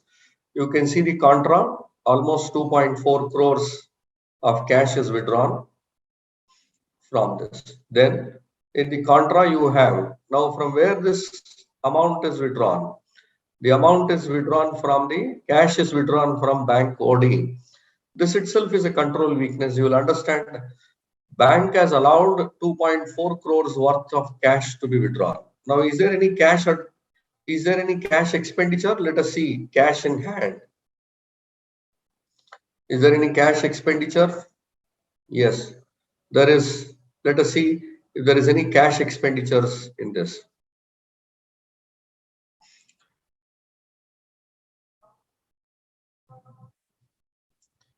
So you will find here cash expenditures in the cash payments. Cash payments, you can see the cash payments here. Cash payment for advance expenses is 8 lakhs. Now in the tally, you cannot make this kind of analysis on a balance sheet. In a balance sheet, even if you open cash account, you are going too many things into enter, but to whom it has been made, you are not able to make it. But once you dump the daybook like this and make analysis here, now you are able to see where the cash is. Now you can see here cash payments. Cash payments is made to advances. Now further you can see here bulk of the amount here, staff welfare, cash expenditure, cash is incurred. Okay, this is one thing. Now, as per the ledger scrutiny norms, what we have seen here is accounts have been squared off. Whether the accounts have been squared off, can we see with this analysis whether the accounts have been squared off during the year? Let us see that. This analysis, if you can see here, let me just see here so that I just hide this. It will be easy. Hide. So now you can see here purchases. Purchases has to be from.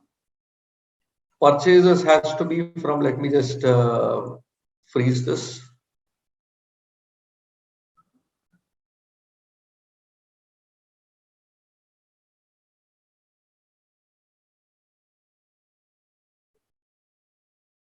Yeah.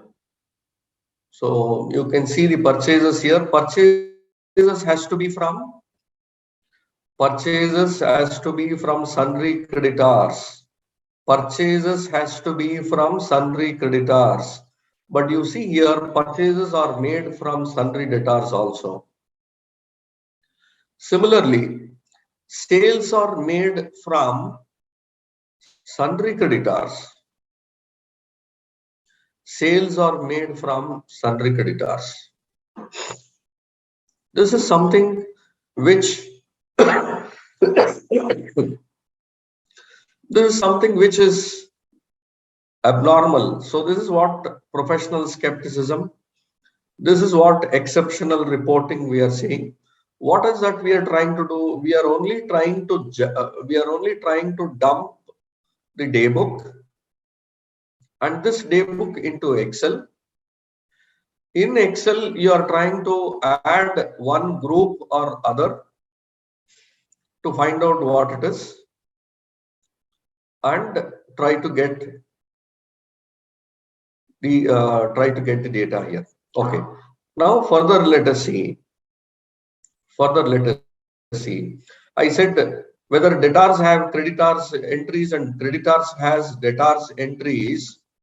How do we know that? In a tally like this, in a balance sheet, if you go, then if you look at the current assets and then if you look at the debtors, probably you will not able to find out how much is sundry creditors, debtors related write-off and all. Not possible here. So we have to, I've just dumped the data into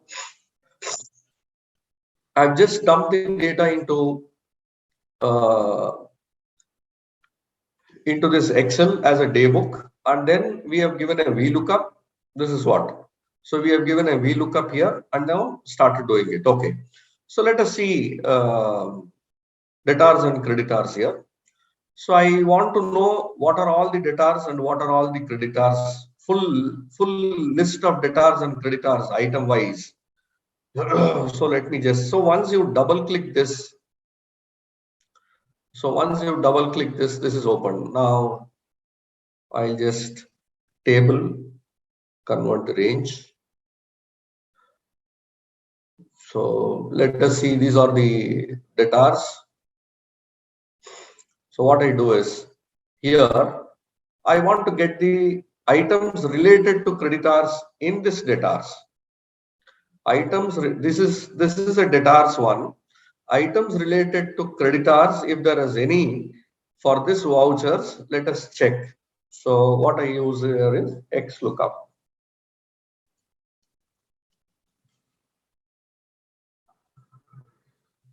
So you can just see the formula is equal to XLOOKUP. XLOOKUP for what? For this number. So is there a same voucher in the creditors? So let me just see.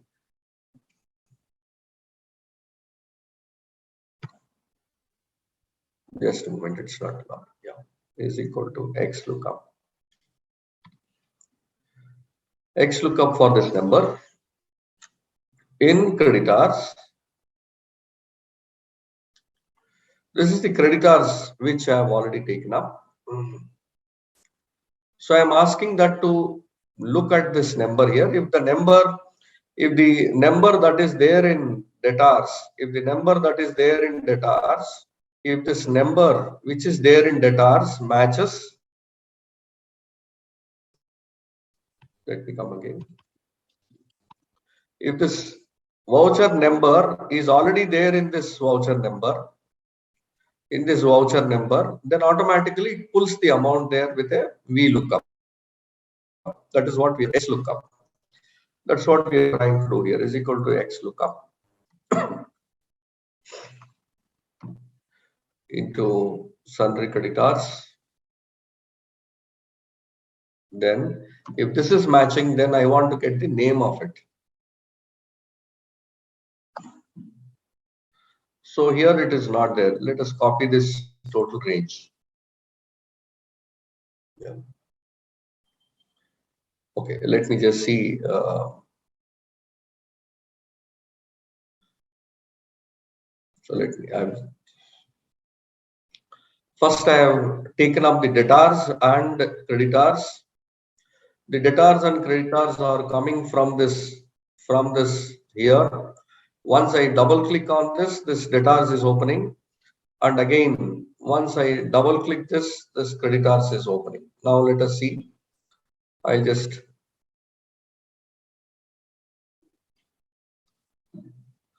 use the same formula here.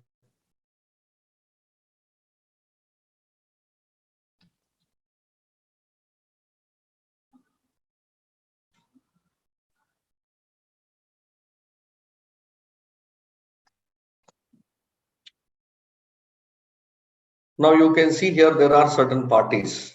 Now let me just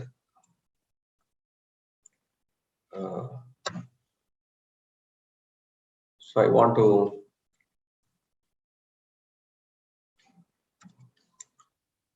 use filter. So I'll remove this NA, and these are all the transactions which have been netted off with debtors is netted off with creditors. Is it so in the creditor statement also? Let us see that. For easy sake, I'm just taking here. So let me copy the same formula.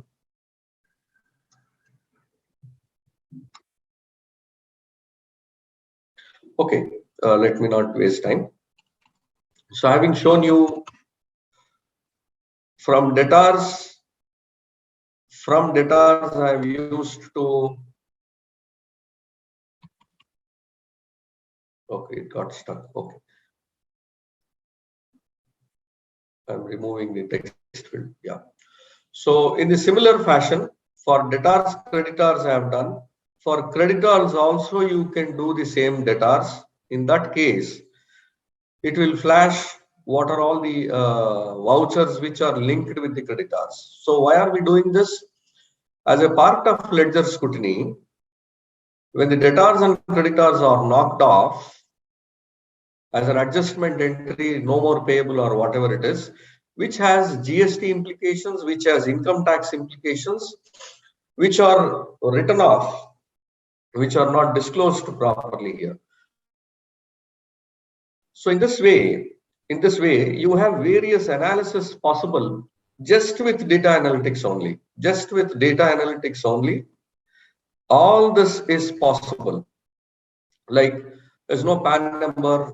Like, okay, if you can just look at the amount of data that you can see here, like in sales report we have just now seen.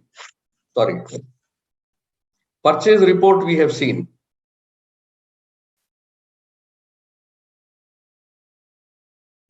Sorry, we have seen purchase report. This is a procurement report which is having 61 columns. Whether Tally can also give this much of content? Of course, the Tally user should enter this data. If Tally user is entering the data, then it is possible. Yeah. If Tally user is entering the data, probably this much of data is possible even in Tally. So that's where, as a chartered accountant, as an auditor, as an internal auditor, we need to insist on the client to generate as much data as possible. These are all configuration related issues. Almost something similar to what MCA is talking about. ESA audit, CISA audit and all that kind of things it is. So we, the chartered accountants, should insist that as much data needs to be captured so that which becomes easier for the chartered accountant to make an analysis. And 44 class 44 of tax audit is something they are asking to capture the data. Now probably we are saying which is the rule and all, that's a different story. The more we try to question, the more force with which MCA will make rules, income tax will make rules, the GST will make rules. That's it. That's how the act is getting complicated and then putting more pressure on the chartered accountant. That's a story, different story. So what I'm trying to say is whether Tally also has this much of data capability. look at, let me just show you. Yeah. If you can look at this tally, if you can look at the tally ledger components, if you can look at the tally ledger components, it is having 385 row, 385 column contents. Okay, you may not able to see this properly. Let me just put it in a separate sheet here.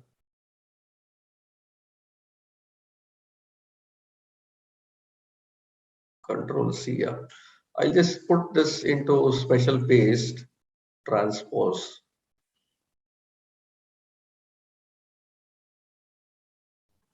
Look at this. Look at the content. Look at the, so much of content is there in tally, but how much is used? How much is used by the accountant? How much is used by the client? Now, how much pressure a chartered accountant is putting on the client to fill all this? If at all these are all filled or helped him to fill, or if a chartered accountant takes an outsourcing job, be it as an internal auditor or whatever it is,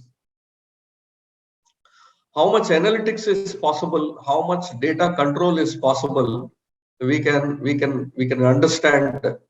So coming again to the analysis, what we have stated, the analysis which is not possible on the face of the balance sheet, which is not possible on the face of the balance sheet, you can take a data dump from the daybook, and taking the daybook into, then we can make lot of analysis, and that analysis is running into no transactions, assets addition, creditors with receipts. Why a creditor should give a receipt? These are all something exceptional. Bank has an exception report. This is also an exception report. Exceptions are none other than the professional skepticism. That's what sir was talking about. So creditors with income and sales, this is what we have seen. Creditors with no purchases, debtors with no sales, debtors with payments, debtors should have a receipt. Debtors which purchases, we have seen duplicate GST and duplicate PAN, duplicate voucher number, depreciation entries, more expenses on the cash, expense comparative. Expense can be compared. So this much can be done. I think the balance I request Vijay sir to take it up, and then I'll re-enter again. Thank you, sir. Sir was stressing upon the triggers or the rules, what you can set when you can perform analysis. Of course, that can be self-developed or probably used through certain tools and all. We are trying to probably share those ideas, what you can probably further research and accordingly use. So let me come back to the screen which I was sharing. Yeah, this is where we stop, where we thought of performing analysis based on a text. Likewise, sometimes it also becomes important for us to analyze, be more skeptic with regard to certain transactions, especially when it comes to cash book.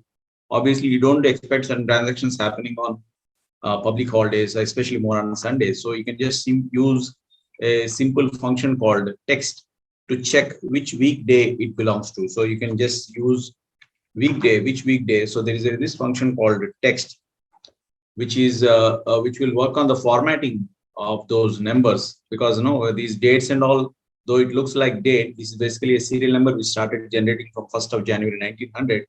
So I'm using a text function saying that I want to get a format of this date in a proper weekday. So I'll be using 4 Ds to get a full form of weekday, or I can use 3 Ds to get a short form of weekday.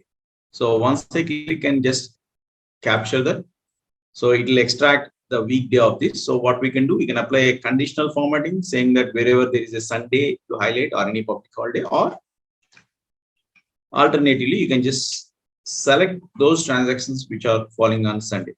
So there is this salaries and wages happening on Sunday, staff welfare, rates and taxes. Who accepts rates and taxes on a Sunday?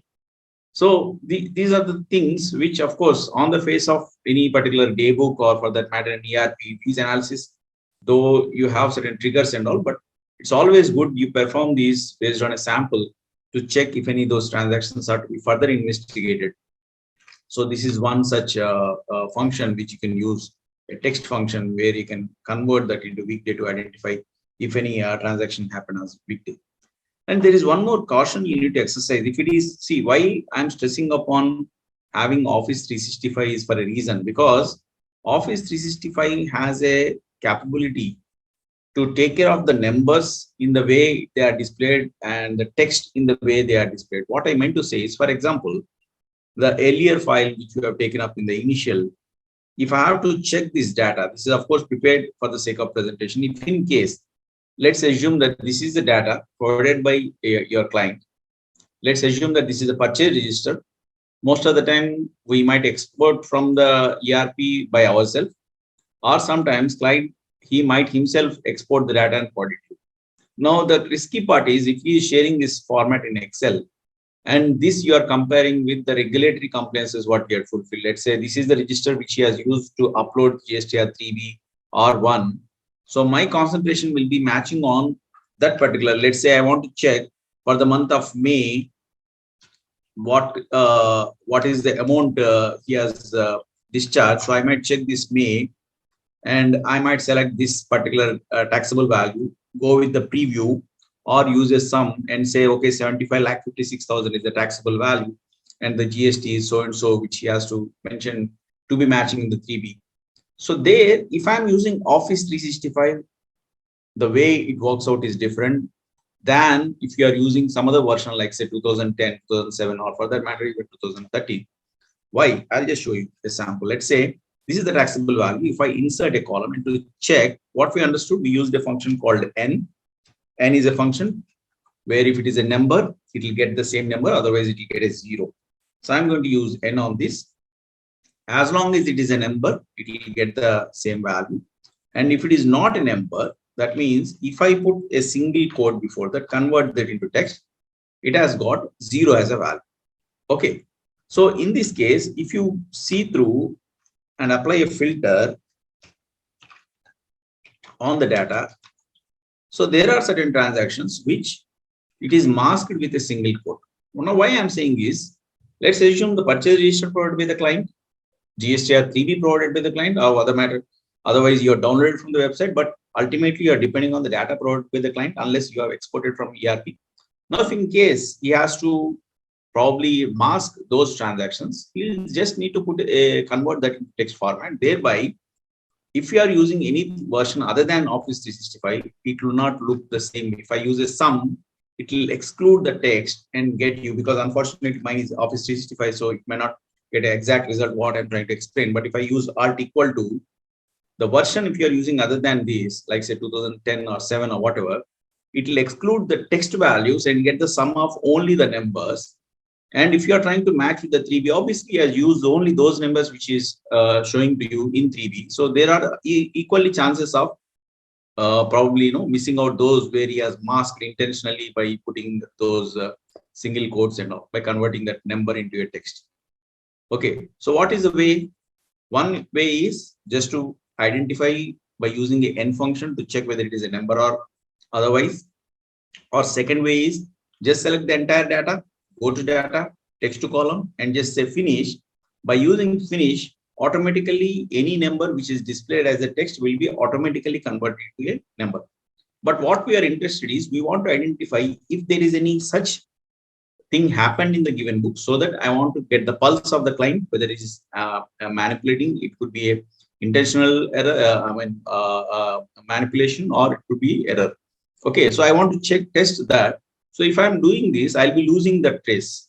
I'll be converting the entire data into numbers, thereby I'll not get to know whether that is a sample or many such transactions have happened. Okay, so that is the reason we apply this n function to check whether it is only one such transactions or multiple such transactions which has happened. That is one way.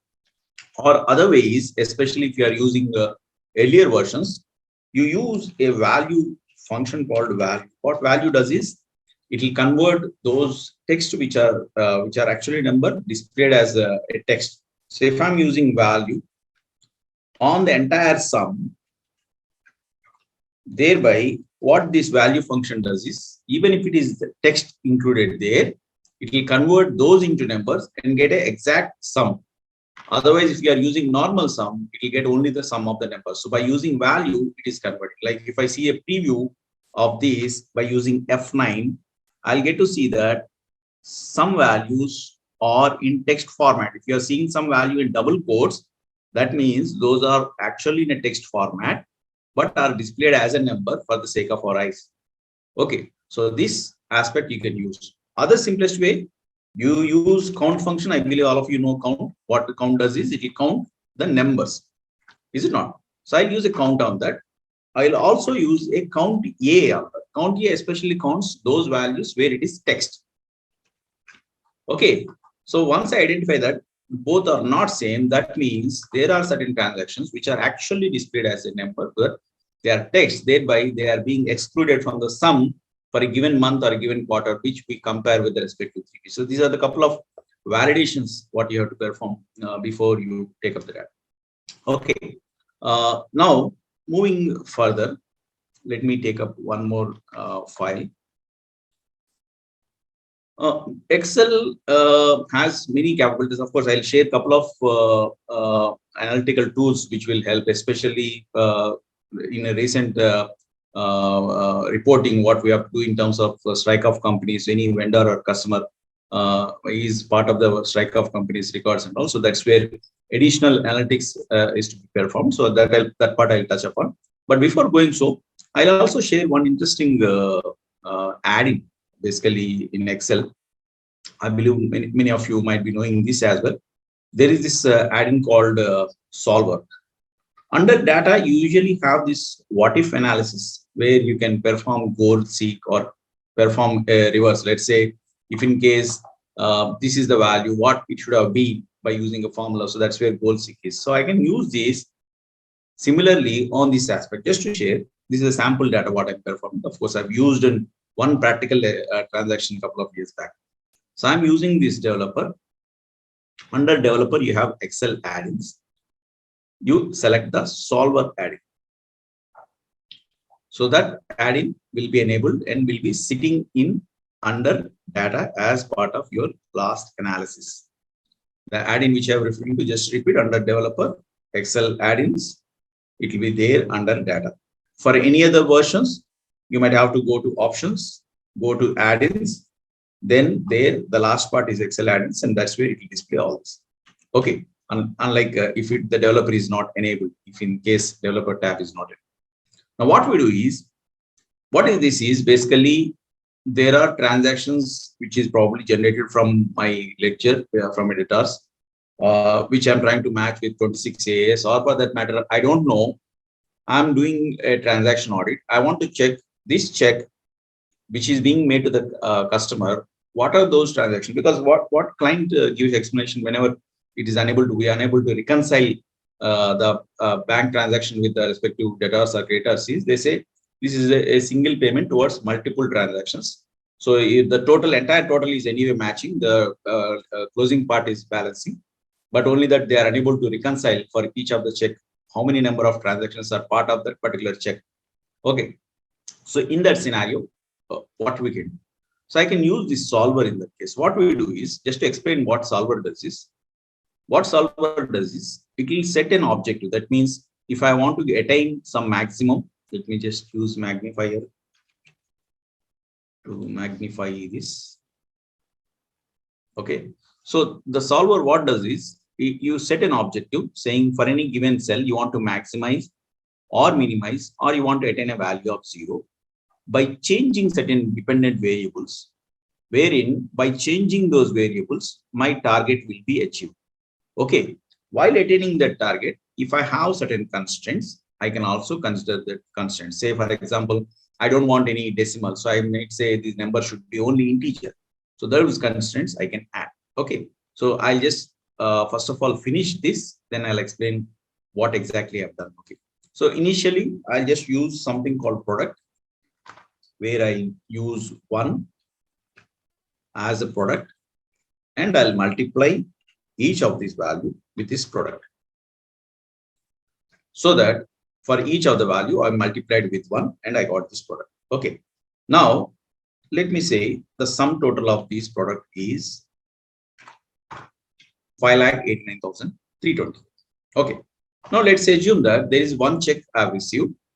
I want to identify, or probably there is one transaction. I want to identify what are all transactions are part of that single amount, which otherwise it's not possible unless they are in sequence. Let's say, for example, if I'm saying 1,01,348, I can easily make out by selecting sequentially. Okay, this is totaling up to 1,01,000. This is fine, and this is totaling up to some 12,222. That is fine. But if in case it is randomly selected, let's say some this, or maybe this, or maybe this, or to go further, maybe we can even select this, and maybe 31. Okay. So we have selected what 1, 2, 3, roughly around 9 transactions. Okay. 9 transactions. Okay.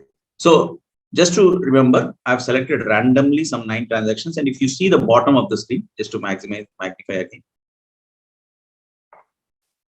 If you see the bottom of the screen, there are 9 transactions selected and it is amounting to 2,17,531. Okay. So what we do is we forget that particular transactions what we have selected. We have selected 2,17,531.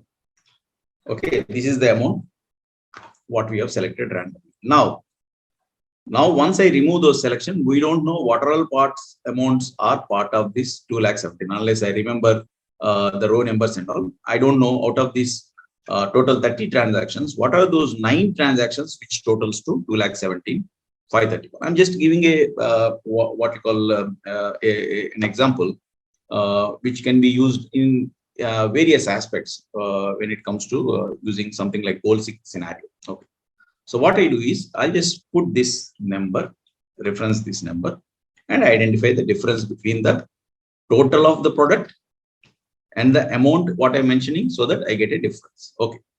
Now, any number, whatever I would identify, I just need to put that number so that we refer to that, and thereby I can perform solver. Now, our target is I want to identify those cells which I have earlier highlighted, which added up to 2,17,000, which I don't know as of now.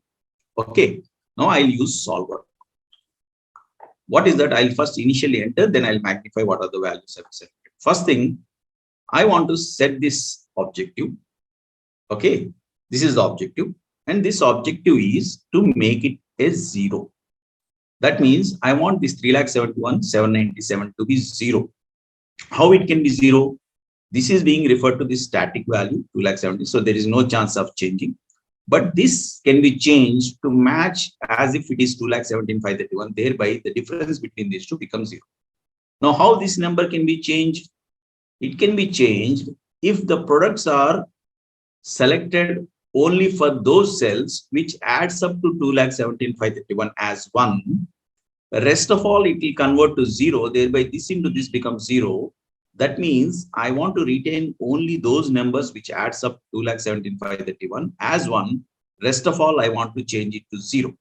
Thereby, I can identify what are all transactions are part of this single transaction. Okay, that's the agenda for this particular solver. Okay, now I'm selecting this value. The variables I have to change it. These are the variables which I have to change. Okay, right from this entire column. Those are the changing variables. What are the constraints? First constraint is I don't want any decimals in this because I want only ones and zeros as part of that. Is it not? So I'm saying this should be integer. That is the first constraint I've added. Add. Now, second constraint is I want these numbers to be either 0 or 1. Okay. So I'm saying it should be less than or equal to 1. Add. And second thing is greater than or equal to 0. Add. Now, if you see the constraints, now let me magnify. Now that I've added the constraints. Okay. Now the objective is this particular cell. I want this to be 0 so that this amount will be changing into the amount which we have mentioned there. By changing the variables, these one should be changed. How it has to be changed? It has to be either 1 or 0. So now we put a constraint in such a way that I'm forcing it to select either 1 or 0, because I'm saying less than or equal to 1, greater than or equal to 0, and I don't want any decimals. That means I'm forcing Excel to choose between 1 and 0. Now you have a couple of statistical explanation over here. You have simplex LP, GRG non-linear, evolutionary. Now these are the cases where, of course, you can Google on this. Basically, GRG non-linear is more of non-linear kind of equation where it is complicated. If it is the simplest, where it is properly linear programming, there is a linear dependency between each other, I can go for simplex LP.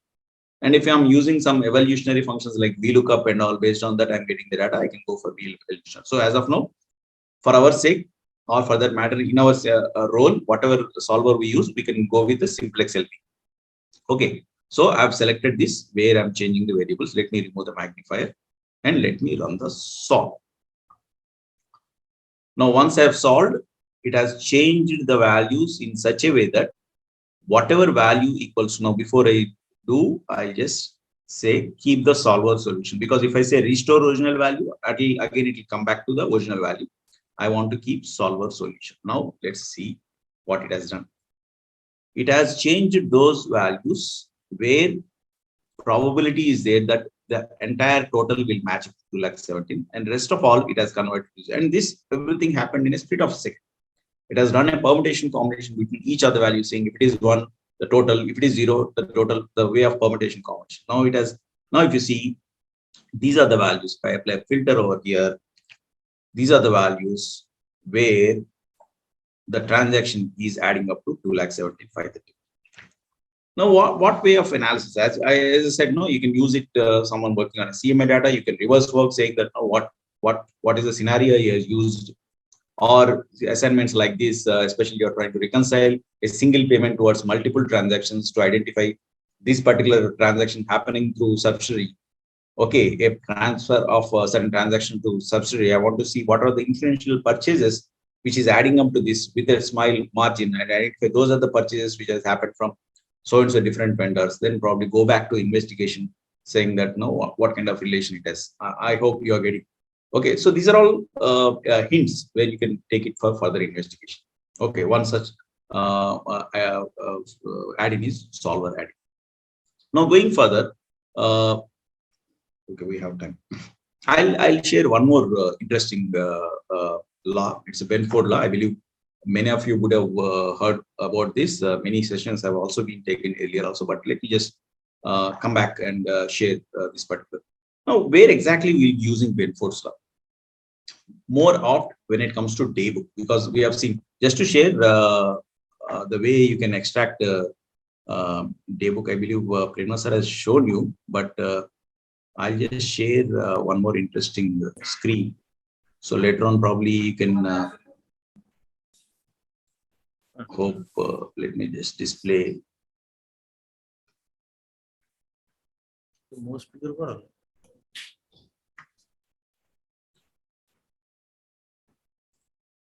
So these are the select commands, and these are all not developed by me. I mean, these are the select commands which we use to extract the tally. Say, for example, Prema sir is mentioning about select star dot star, or probably I want to select. I want to select primary from ledger. Someone is talking. Can you please mute yourself? I don't know.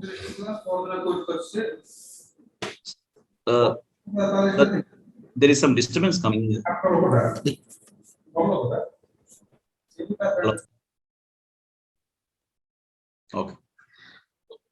Okay. Thank you. So I'm saying if I have to get only what are the primary group out of the ledger, so I can use this particular command and execute, saying that these are the primary group in the given tally. There are around various. I want to check again the same way. I want to select what are the parents. Parent, as you know, whenever we are creating a voucher, let's say I'm creating a ledger. So this name will be the name, that is dollar name. Under, if it is a predefined schedule, that will be called primary group. And if in case you are creating something by using Alt C within this. So this will be your parent. Okay, this is the parent, this is the primary group, and this is the ledger name or dollar name or whatever you call. Okay, so if in case I have to from the tally, if I have to generate those particulars, I use select. Say for example, I want to select dollar name, comma, dollar parent, comma, dollar underscore primary group from ledger. I'll get the name, the parent, and the primary group under which it is created. Okay, so these commands, where can you get? And in the Tally website, you have this TDL reference manual. You search for TDL reference manual. This is open source document published under Tally. You go to this TDL reference manual. So there you'll have various TDL components. That means what are the extension, what are the search mechanism, like say if in case I want to check for certain commands where they have used ledger to extract, how to get, or no, how to extract, or even you can with a simple functions, you can even customize your Tally gateway also, the initial screen. It may not be in-depth kind of thing. It's pretty simple. Like say, it says hello world. It displays. You want to display your firm name or you want to display something on the face, you can use this command. So there itself, you will see all those various select commands which I have displayed earlier on the screen. So these are the various select commands which you can use, which are again available in the Tally website. So using this select command, you can extract the data. As I said, daybook is the best way of extraction. But unfortunately, for daybook, it will extract the data in a row format. That means you will have a date, you'll have a debit, credit, maybe one credit or multiple credits, then you'll have a narration, various blanks dumped into. That's where Premna sir has shown you how to fill up the blanks. But there are other tools as well where you can extract the format in a columnar format. Say, for example, which for a minimal cost, I got this what you call tally graph. Okay, this is a particular tally graph. I believe somewhere around 1,200 kind of thing for the entire year. So I can dump multiple companies. I can just connect the data directly with the what you call Tally. And let's say I want to get some reports out of this particular. Let's say there is a text data, and I want to get certain graphs out of it for the analysis sake. So I can use this. So let me just select a test company, some demo test company. So what it does is it will connect with the Tally and extracts, generates a dashboard, a kind of analysis. Okay. So there within that, again, they have provided various analysis. Okay. So I usually use this daybook analysis where if I have to extract a daybook, of course, as I said, I'm not promoting any, I'm saying many such tools are available. It just hardly any amount involved to probably spend on those kind of things. So what I can do, I can just do this. Let's say I want to extract along with the narration. I'll say select narration, I'll apply. So now once I do so, I'll extract the Excel. Now once I get that, what I get is, I get an Excel file, which is extracting in the entire daybook, including the narration part. Now, once you have the entire daybook, it becomes so easy for you to perform analysis, as I was saying earlier also. Okay. So likewise, there are various tools just to save time, probably a one-time investment where once you have the data, the SA 520 or for that matter, even SA 530, the way you sample, it becomes so crucial, so important to maintain our audit quality. Okay. So let me take, I believe we have time. So let me just spend on one file, as I was mentioning about Benford's law. Okay. What Benford's law says is, I mean, this was based on some research, though published in 1930, most actively used in 1990s, NASDAQ scam and all. So what exactly it is based on the repetition of the first digit of the selected numbers. Okay. First selected numbers. It will say that Benford says that the repetition of given number in a given population is so and so percentage. Let's say 1 is around 31 point odd percentage, 2 is around 16 or 17% kind of thing, or 3 is 12%. So it's defined and it has been properly tested, and many a times it has proved its worth saying that no, it's a very good way of picking up the sample. Okay. Now, how do you use it? So let's assume that this is the day book. There are around 6,000 transactions in this day book. I want to identify the sample. I want to pick up the sample. One of the criteria is I want to use Bedford's law to check what are the sample I should be concentrating on. So I'll use, first of all, what we do is we'll extract the first digit. Okay. So we'll extract the first digit. I'll use left.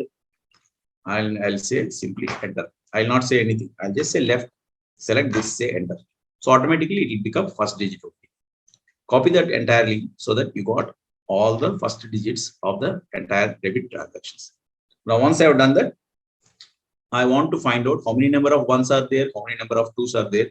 So I'll use, because Office 365 gives this advantage of sequence, where once I use sequence, I want to send 9, it will generate a sequence of 1 to 9. Okay. Now, once I have that, I want to use count ifs, wherein I want to count the number of ones. Similarly, I want to count number of twos, number of threes by using count if.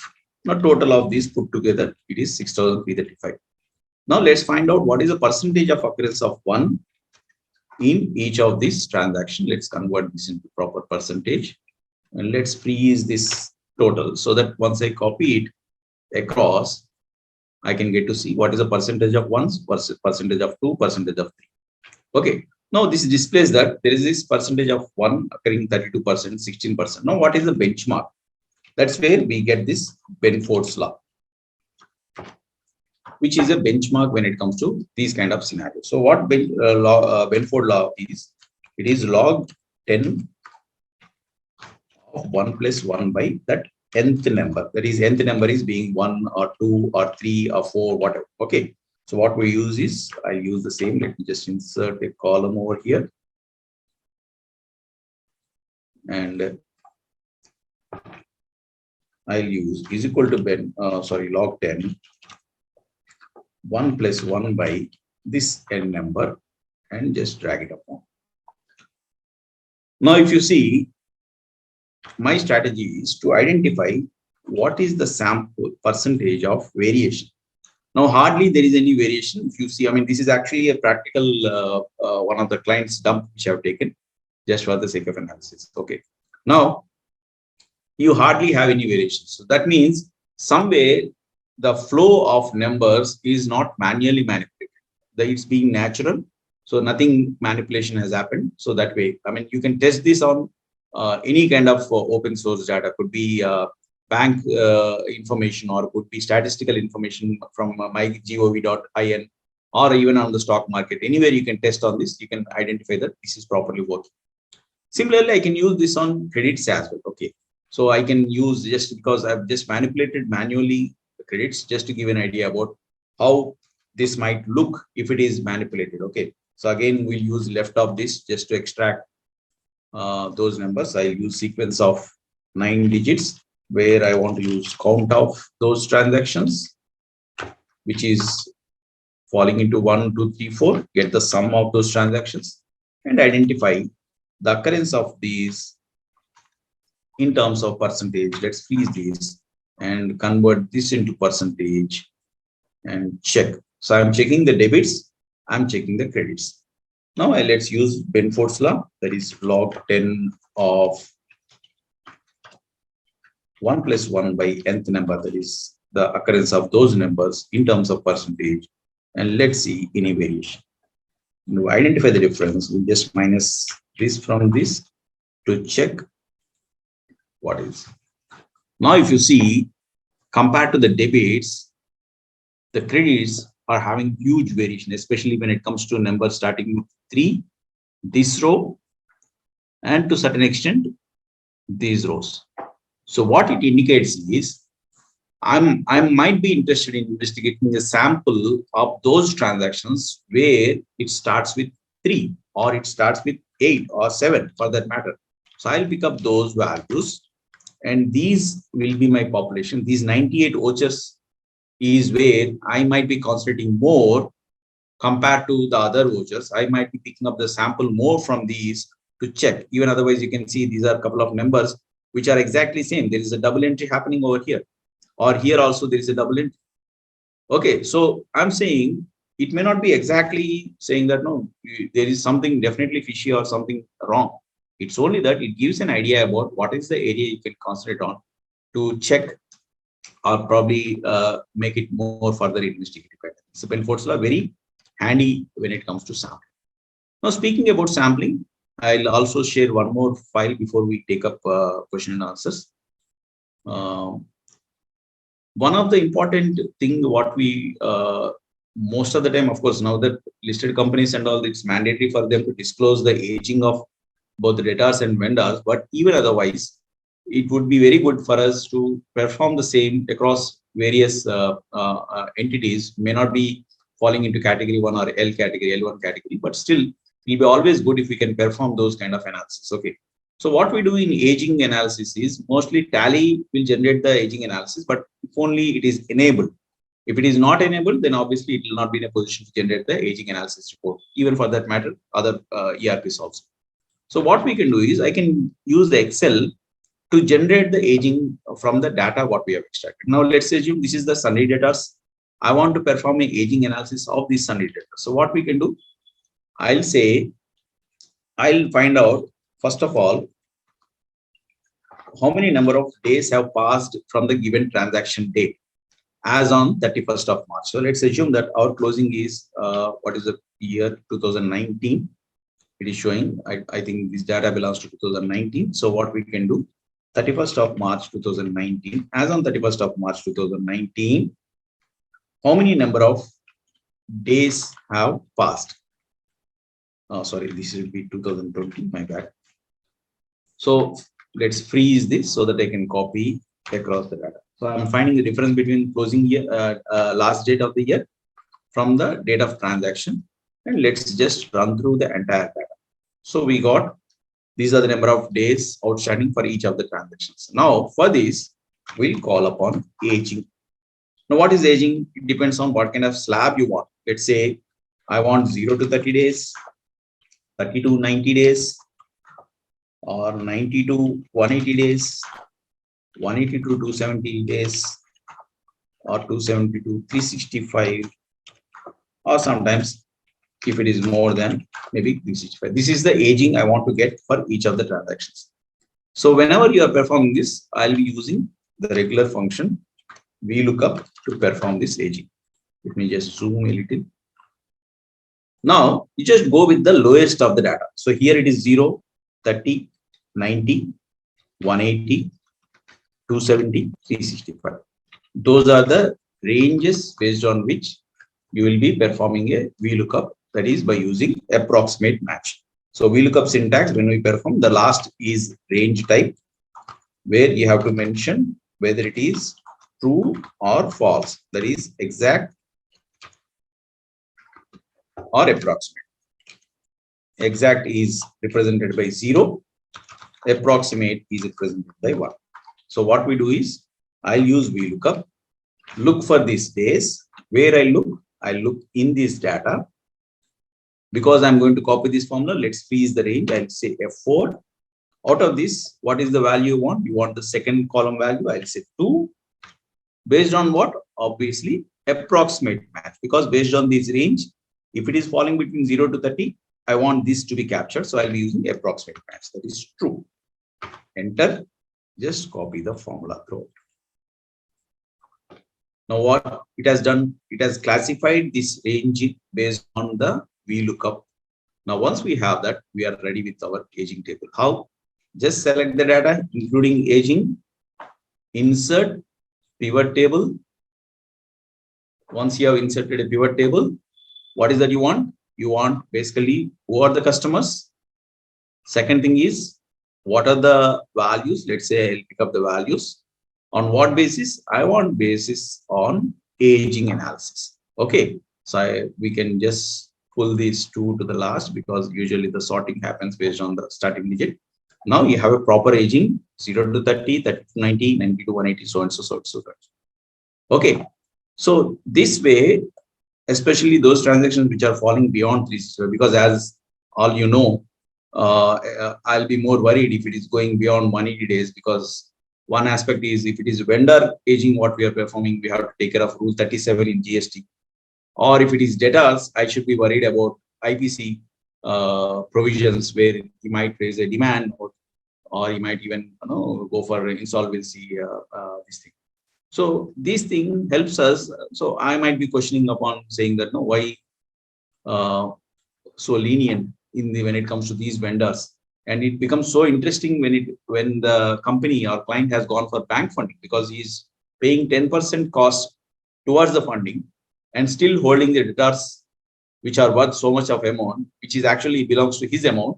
If he is being lenient or is being so liberal, so there is definitely a chance of fake invoicing or related party transaction or out of books adjustments. Anything could happen. Okay, which of course you can question anytime by using audit note or whatever. Okay, so likewise, I mean you can think of various analysis. If you are thinking about sampling, that also is possible. What you can do is I'll just copy these and paste it over here. And instead of aging, I don't want aging. I want to go with the same sum.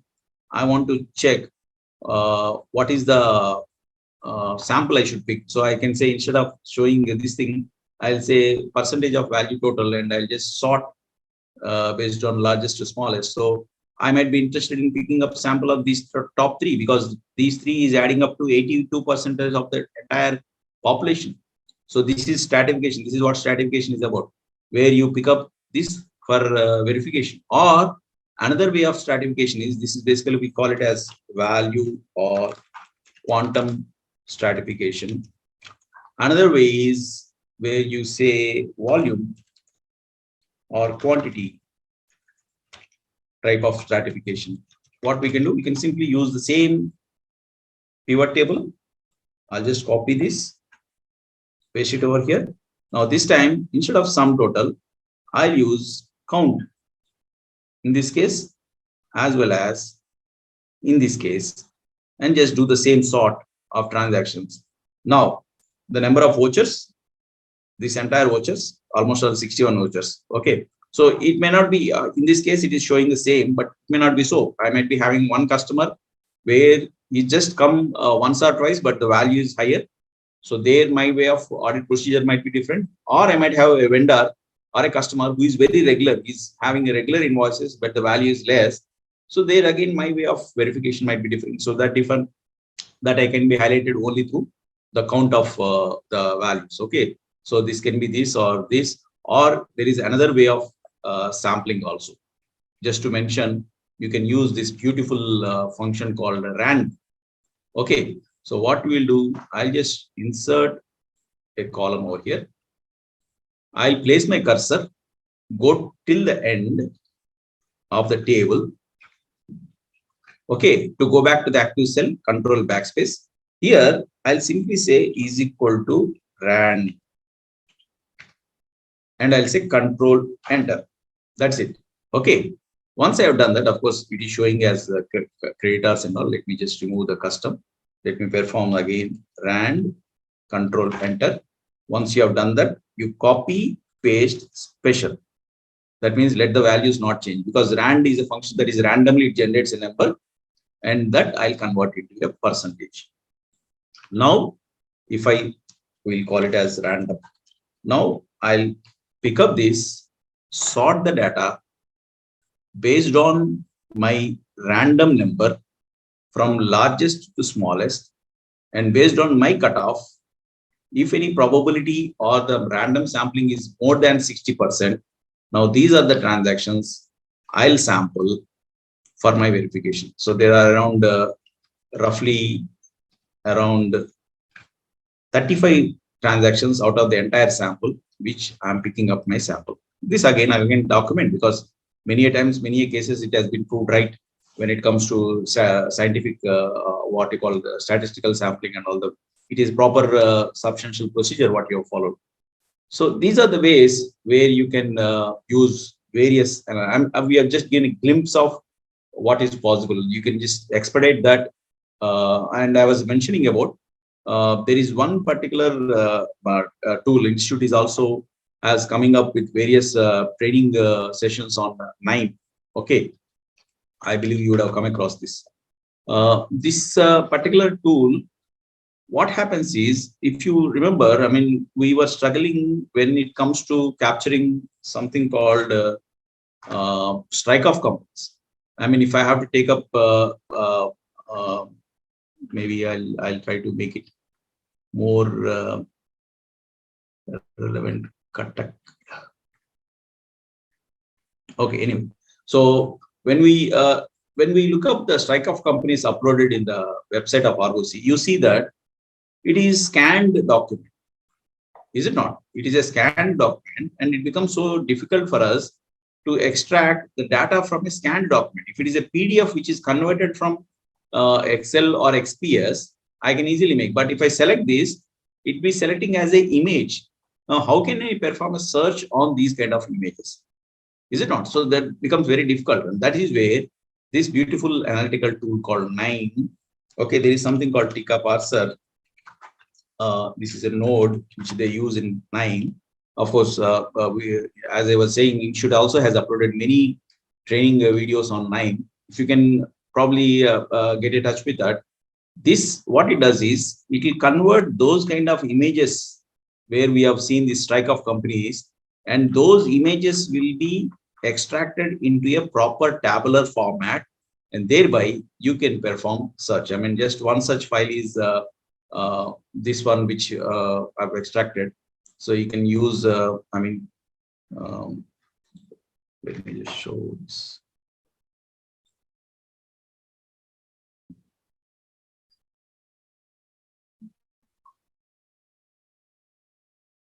Okay, so now once I have this, it will be easy for me to probably verify whether any of the vendors or any of the data are falling within this strike of companies. So likewise, this is again open source. This is not, they are not charging anything as of now, at least. So you can use these kind of tools to maintain that audit quality. And as I was mentioning, and also Nanda sir was mentioning the importance of analytics in the any kind of audit. May not be only stat year audit, could be regular internal audit or forensic or system, or for that matter, any kind of audit. Being we are dealing with the digital data, right from regulatory to vendors to customers to staff related information, right from PF and all. You have all the data available, and if you are not performing those kind of analytics, which is very much possible with little bit of learning, then definitely there is always chance that people will point out in our what you call skills when it comes to analysis. So that's it from my side. Prerna sir, do you want to add anything here? Because I think, yeah, with last one small concept on the sales analysis, then we can close this session. Can I take 5 more minutes, sir? Pradeep sir? Yes, sir. Yes, sir. You can. You can. Yeah.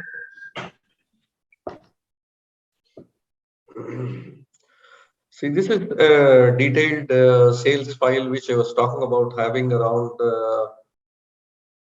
more than 100 columns. More than 100 columns file is there. If you can carefully look at the content of this,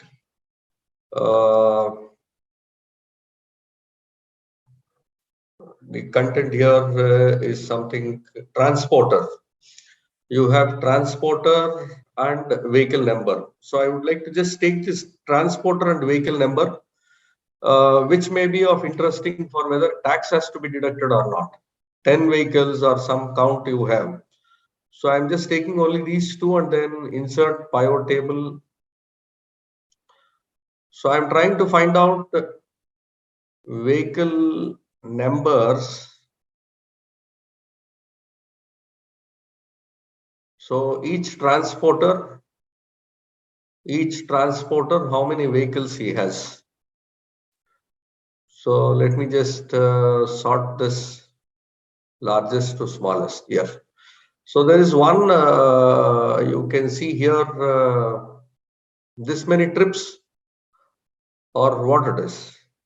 What does this indicate? This particular company has this many trips, the largest number of trips. Or whether one vehicle is used by many transporters,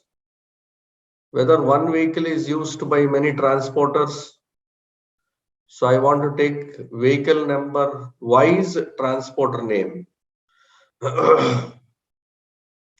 And how many transporters are there? Now let's take sort largest to smallest. Now you have one such transporter who is having this vehicle number is used by these three. And this vehicle number is 1 to 1. This is 1 to 1 again. Now, why this is important? Why this is important is to find out whether these transporters are genuine, whether these transporters, the payments that are made to these transporters are genuine, whether there is any material misstatement, fraud, or error in this. Is one issue. Then you have various locations here. If you can just look at, yeah. So let me just see here.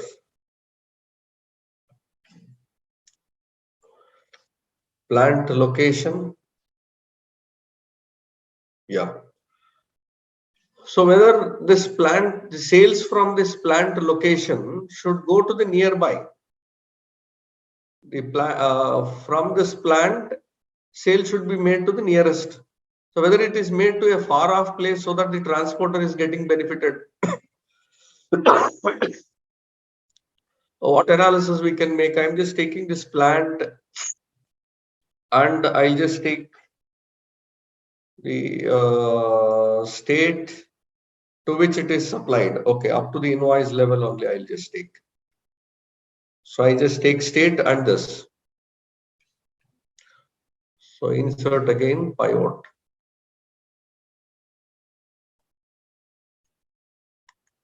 So I'll take plant, not plant name, state name I'll take. Then plant, I will take it here on the columns. Then I'll take the invoice value here. So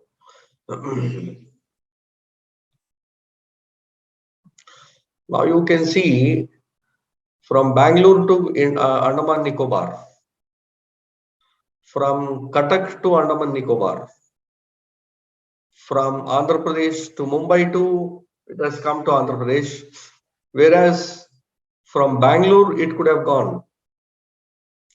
Much of the sales has gone from, let me make it uniform.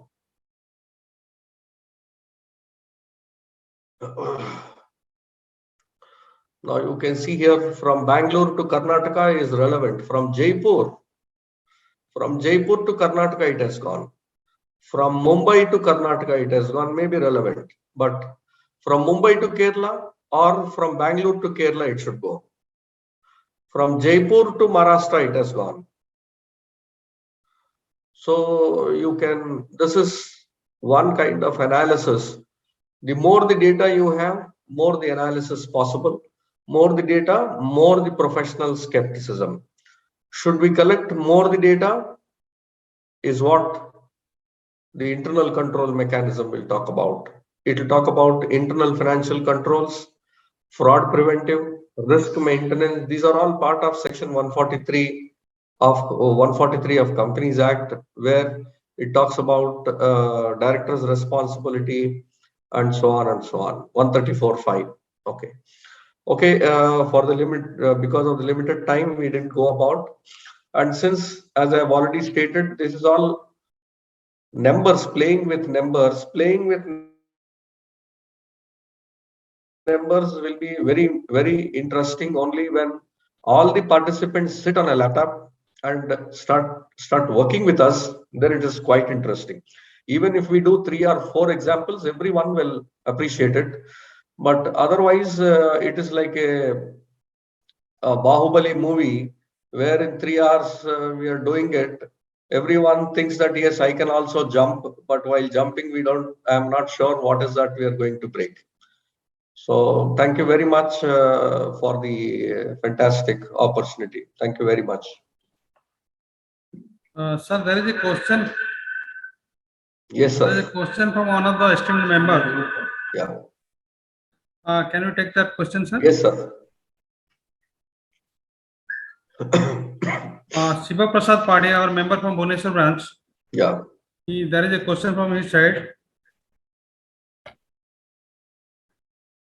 He is asking what data analytics tool suggested by ICI. KNIME is what sir has showed us. And then there is Idea tool is IDEA, also. there is ACL. Beyond all that, Excel is a fantastic one. And Tally itself has inbuilt analytics.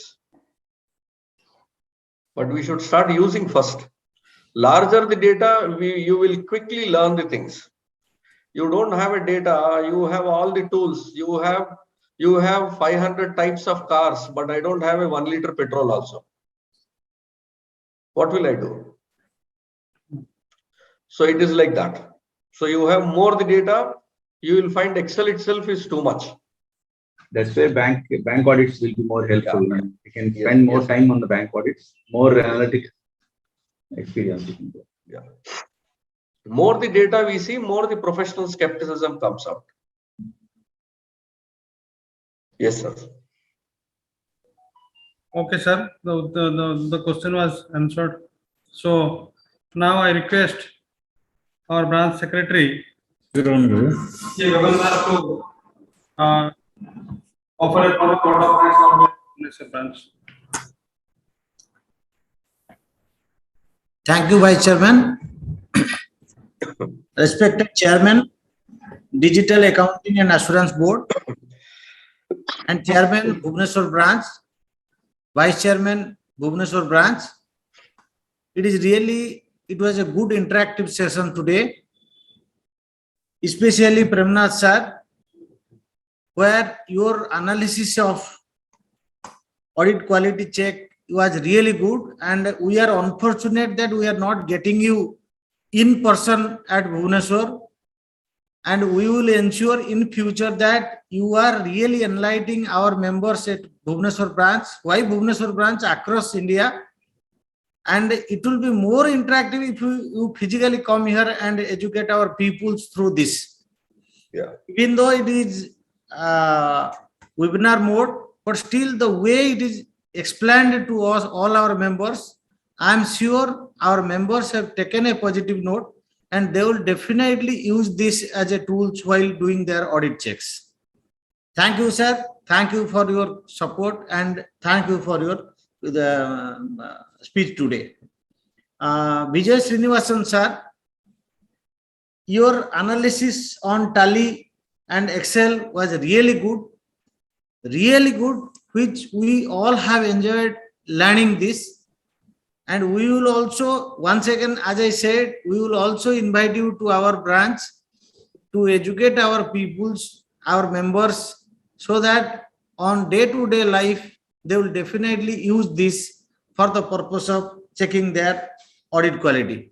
And not only that, this analytical skill, it is some of the peoples may not be aware, which they would have taken this as a note, and tomorrow it will definitely help them for their audit. Thank you, sir. Thanks a lot for enlightening us. Okay. Thank you all and good night. Good night, sir. Thank you, sir. Thank you all and thanks for the patience. Thank you. Thank you. Thank you very much for the positive comments.